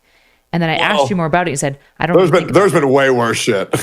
That's up there. There's way worse shit. Like, I'll be real. I would relive that moment 1,000 times than some of the other moments in my life. It sucked. But, it was a bad moment, not the most traumatic moment. Oh my God. That's like level 1 crook type shit. Sure. Yeah. So a traumatic moment, but regardless, you would say, I don't think about it much. Right. So sure. Thread this for me. Cause it seems like it's not like you're an unthoughtful person. In fact, you say it even in your own content, I want to make people think. So what do you think about this emotion piece? Like, what do you think is missing there? I think, hold on. So what do I think about my emotional state? Why do I not understand how I am? Yeah. Why do I think that? Let's think. Why do I think that I don't know if I'm okay? The first thing that came into my head was, because I got shit to do, what does it matter? That's the first thing that came into my head. I was like, it doesn't matter if I'm okay. There's things that I need to get done. There are there are wrongs that I need to right. And so I guess I just don't think about it, because whether I'm okay or not, what does it matter? I mean, I got work to do. Like when you wake up and you're depressed and you're sad, well, you still got to go to work. Mm-hmm. So go get your job done. I can rest when I can retire. I don't know. This has been a big issue with me, by the way, in my life. Yeah. Was I am very good at compartmentalizing my emotions. If I am sad, I'm like, okay, put it away. If I'm depressed, okay, put it in the fucking jar. Doesn't matter. I just got to be able to drop that shit. That was a big, oh my God, dude, that was a big issue. And some of my former relationships was just, did you know that women on average cry 4 times more than men? Did you know that? I would believe it, yeah. A man cries 1.3 times every month. A woman cries 5.3 times a month. And I remember being so jealous to actually have the time to, my partners would have the time to get upset. My partners would have the time to feel sorry for themselves. And then for me, in my mind, I was just like, oh, fuck, I'm really sad, but I'm $1 million in debt. I need to pay the government back. So I need to go live right now. Oh, man. Yeah, that shit sucked. Yeah, so I remember always being jealous that my partners would have time to get upset at, like, oh, my boss was bad, or oh, my OnlyFans isn't performing as well. Should I show my asshole? And I'm just like, okay, well, I just need to fucking go live, dude. Why are these things mutually exclusive? With what? You said, I don't really think about being sad. I have to work, which makes it sound like if you're doing one, you can't be doing the other. But my question is, nobody wants to watch somebody go live and just be sad every day. People watch this shit to escape. I try very hard. Well, because is that what would happen if you went live and were sitting in your feelings? The reality is that they'd be sitting there watching you be sad every day. Oh, I would feel horrible. Dude, I am not, I try, listen, I've had my fair share of vulnerable moments where I have cried on stream, and I regret every single one of them. I hate it. I hate it because I hate emotions transfer. And these people who watch us, their lives are so much harder than ours. I don't like the idea that somebody comes back all day. Oh my God, Jesus. Somebody comes back all day from working a construction job, and then they see a millionaire crying on stream. I try so hard not to do that. I can literally count on one hand every time that I've cried on stream. And the internet loves reminding me of these. But it just sucks because things do affect me. I'm not a full sociopath yet. If I was, my life would be a lot easier.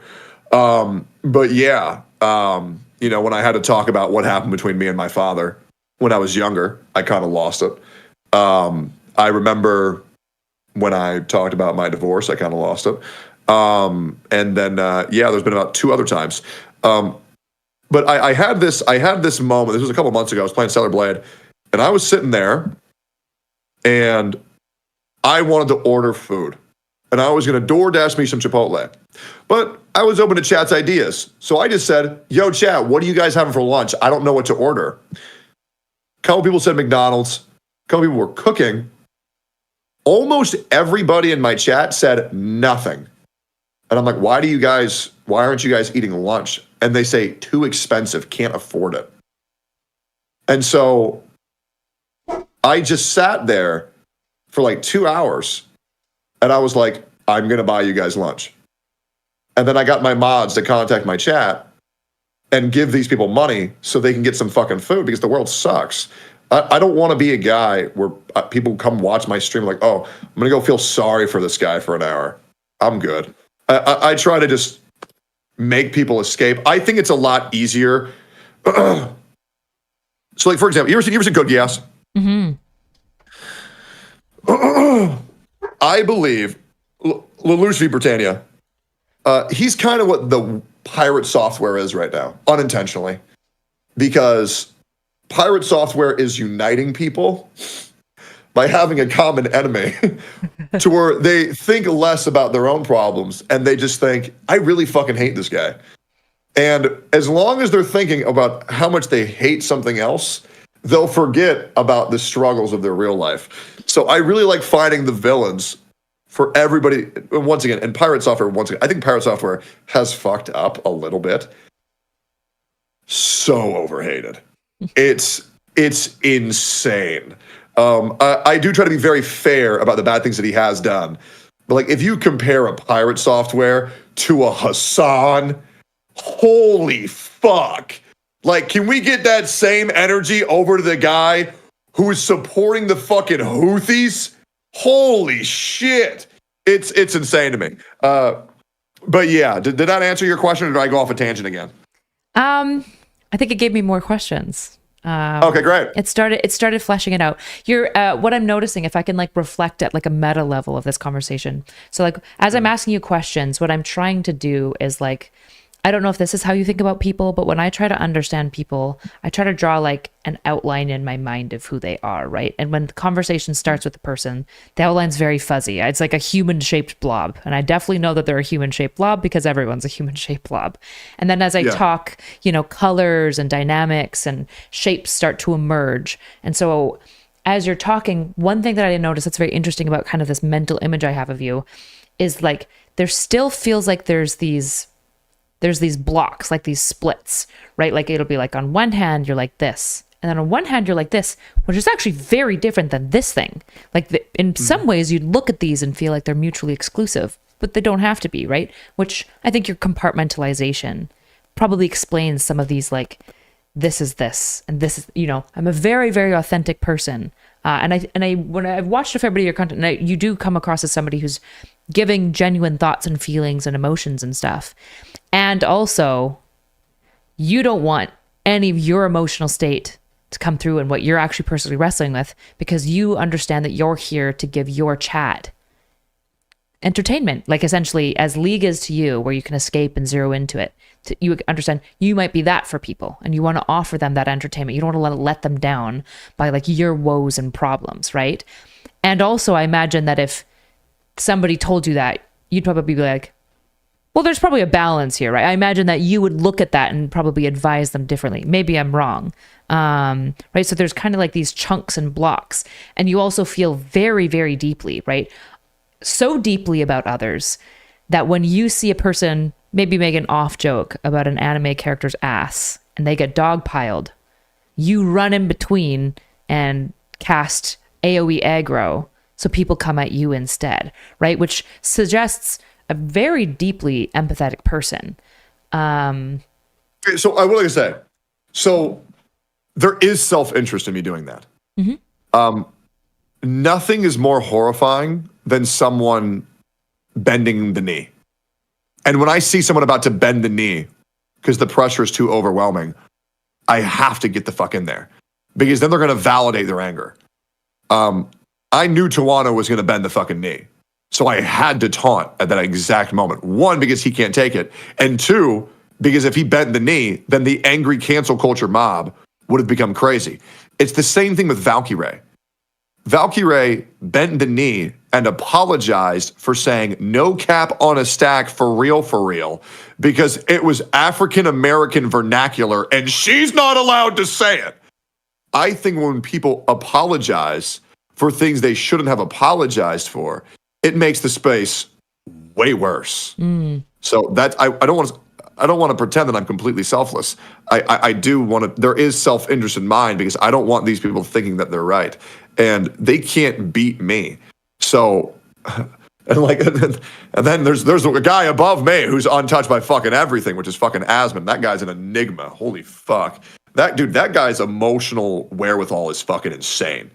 Like that dude's like a guru. I don't know how the fuck bro is so unfazed by everything. But it impresses even me. So yeah, there is. I just want to fucking chime in there real quick. Sure, you want to make sure that nobody thinks you're being too selfless. Yeah, I don't like people thinking that I don't want anybody to think, he's doing this because he's such a good guy. I don't think I'm a good guy. I don't.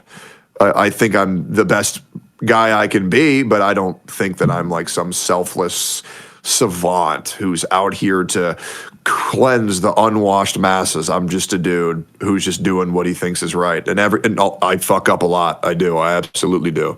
A lot less than other people, but I would just say I'm trying my best. Maybe I'll fuck up every now and then. Who knows? Yeah, it's just very interesting. I'm curious how your chat would feel and your community would feel about you saying essentially, I don't know how I feel, and I don't really have time to figure out how I feel. Although I'd be curious now if that's still true, if you just don't have time to figure out how you feel. And that you're not going to do it on stream, because stream is for them. It's for the entertainment and stuff. I'm curious I'm curious how they feel about that. They'd probably call me gay. That's pretty much all they ever do when I talk about emotions.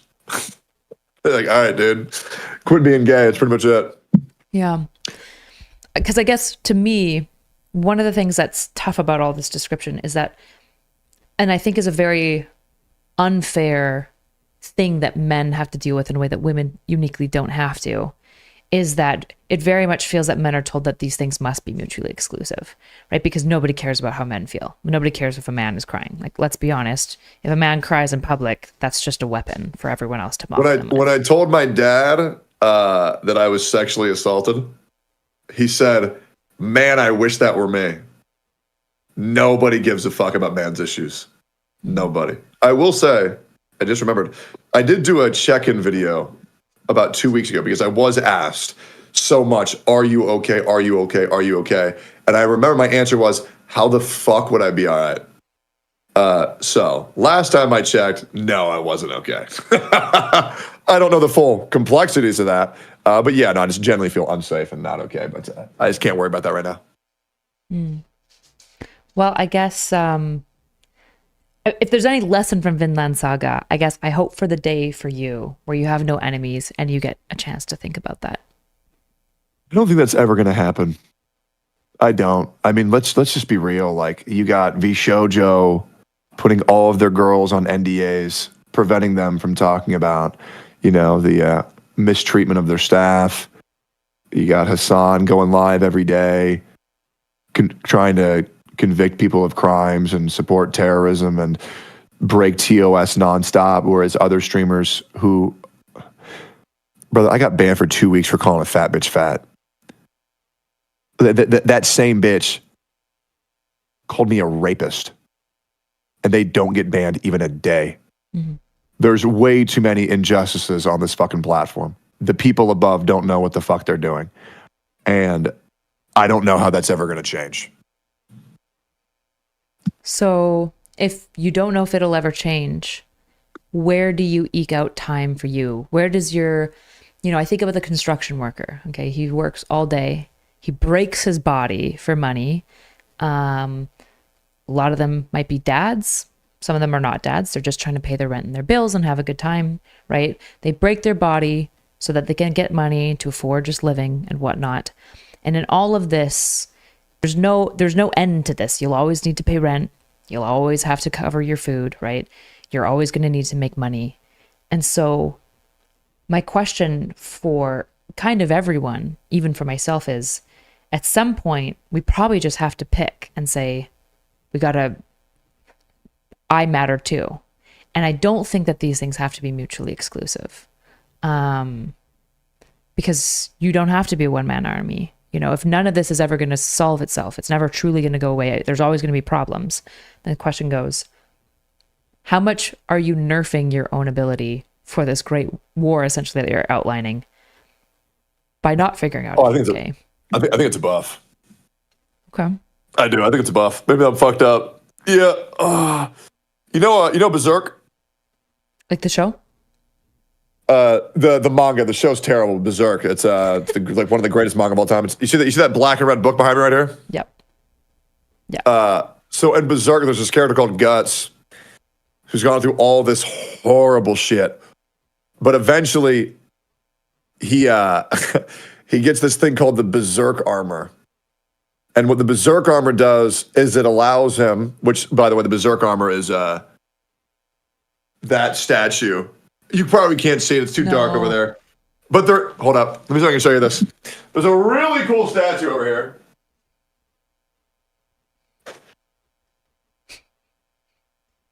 Okay, yeah. I could see it. That is way bigger than I thought it was. He can't hear me. There's this dope-ass statue of Guts in his Berserk armor. And he's back there in the shadows. And what it allows him to do is to fight at 100% until he drops dead. So as long as he has blood in his body, he can still fight at max power. Same thing with Goku. The more damage he takes, the stronger he becomes.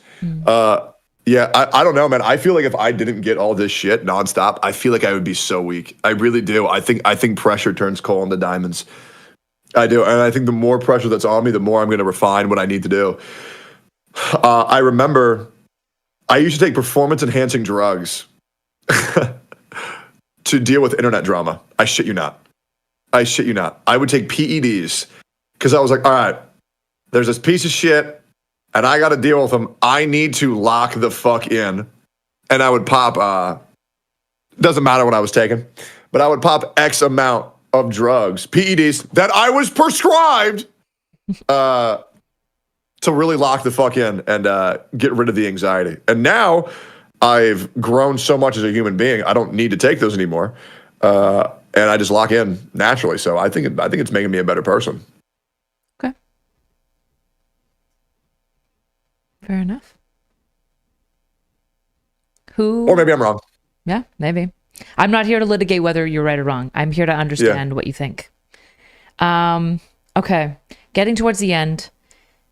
What have I not asked you to understand you that I should have? Is there something that I've missed, a core value, something that's important to you that we haven't touched on that I should have asked about?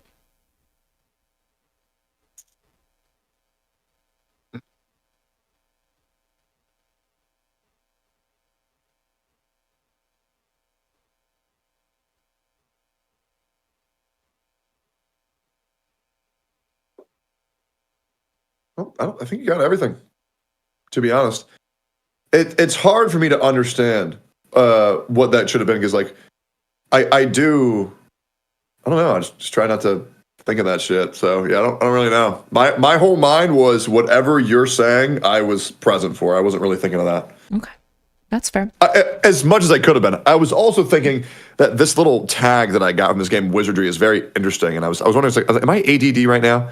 I can't tell. I was being as present as I possibly could. That's one thing that I pride myself with is when someone's talking to me, I do try my hardest to not anticipate what I'm going to say before I completely hear what the other person has said. But it doesn't always work, and I also have a horrible habit on going on tangents. So I guess just I apologize if you asked me a question and I didn't fully answer it. I really did try my best.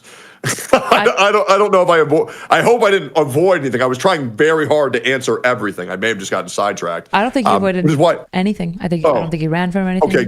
And I think the fiddling is actually interesting. So like one thing when I do like work with like when I've worked with young men in the past, like because I've done like a lot of addiction work and high risk youth stuff. Typically I try to get them to do something with their hands or their body or something as we're talking. I find that it just seems to help them a lot better. There's just a lot of, I'm a mobile person too. I like, if I'm talking about my feelings, I don't want to be like sitting in the bed. It's probably on like, or the couch and just like crying. I typically want to be like moving, and like having something in my hand to play with and stuff. Some of it's avoidance, right? Like we can fixate on this thing instead of this thing.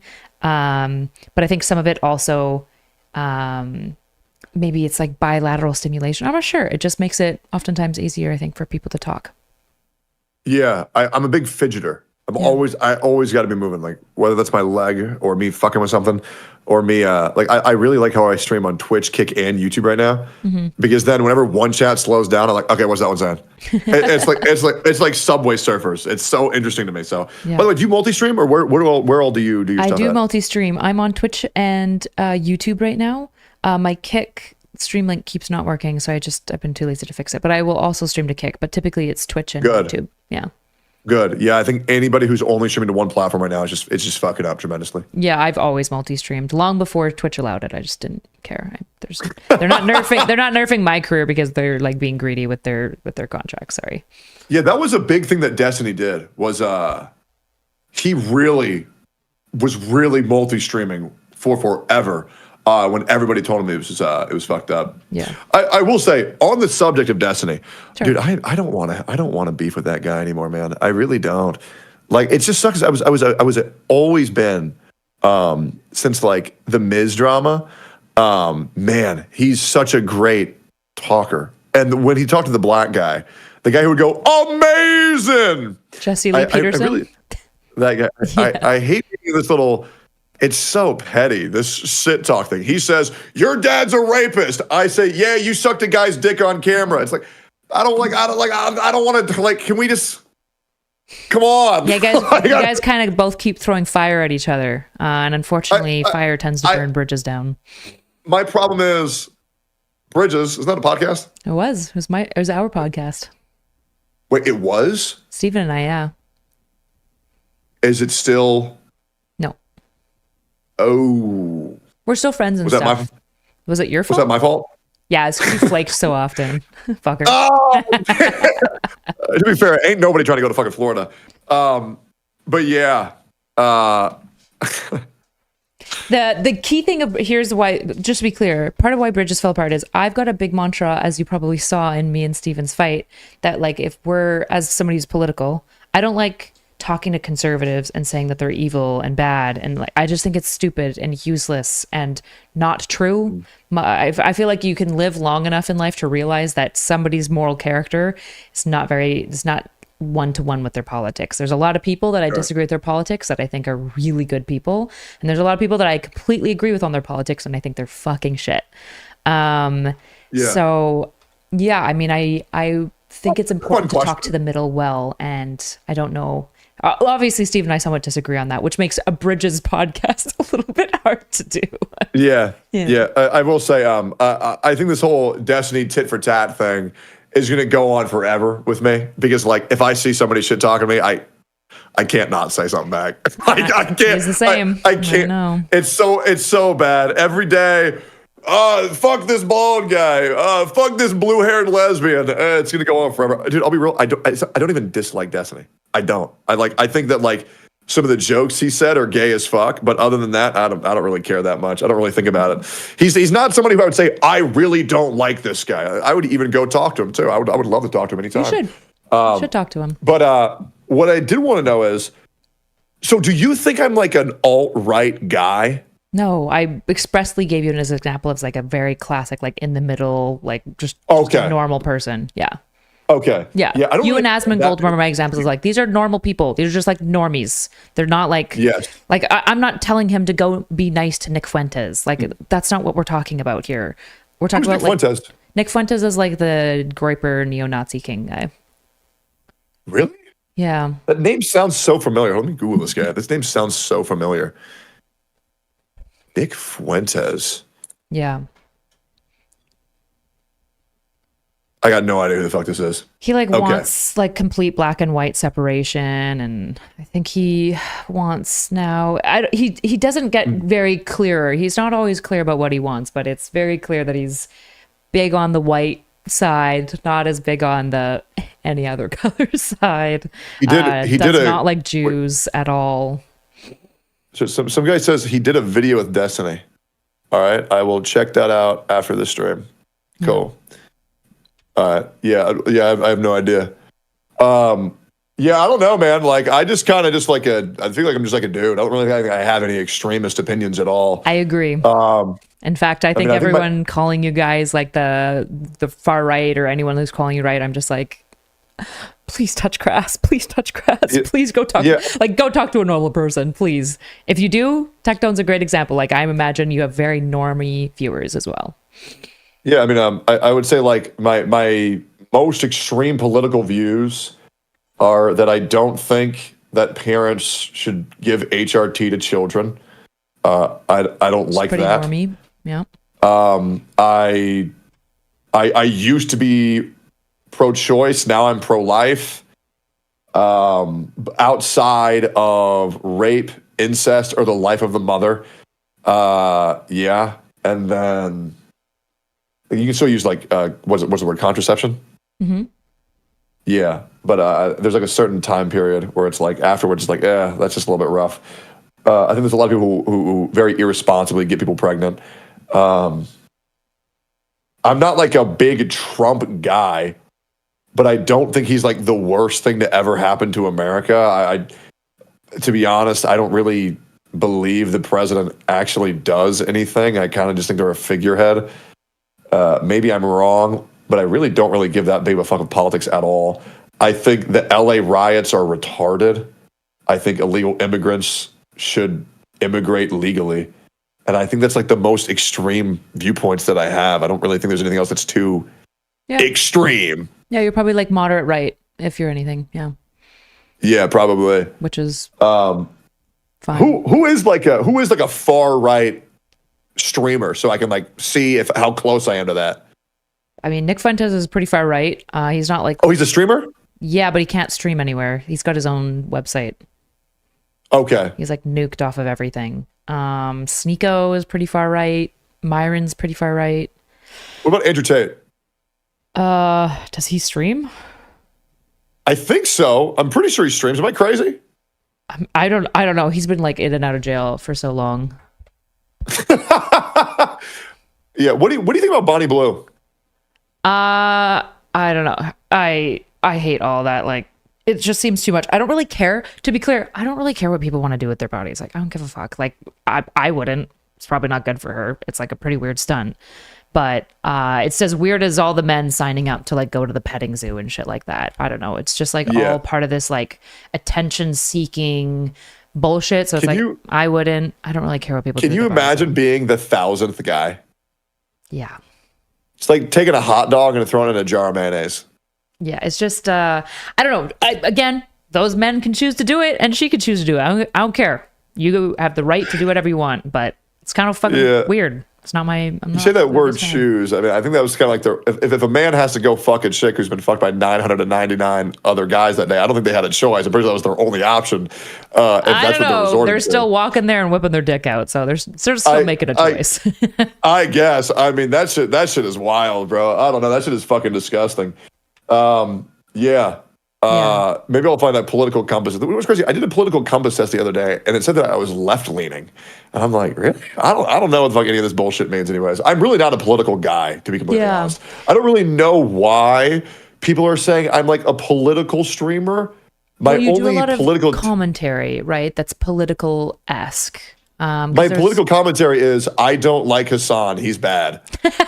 Well, there's more, right? I think a lot of like social cultural stuff is fundamentally political a lot of the time, right? Talking about immigration, for example, is necessarily political.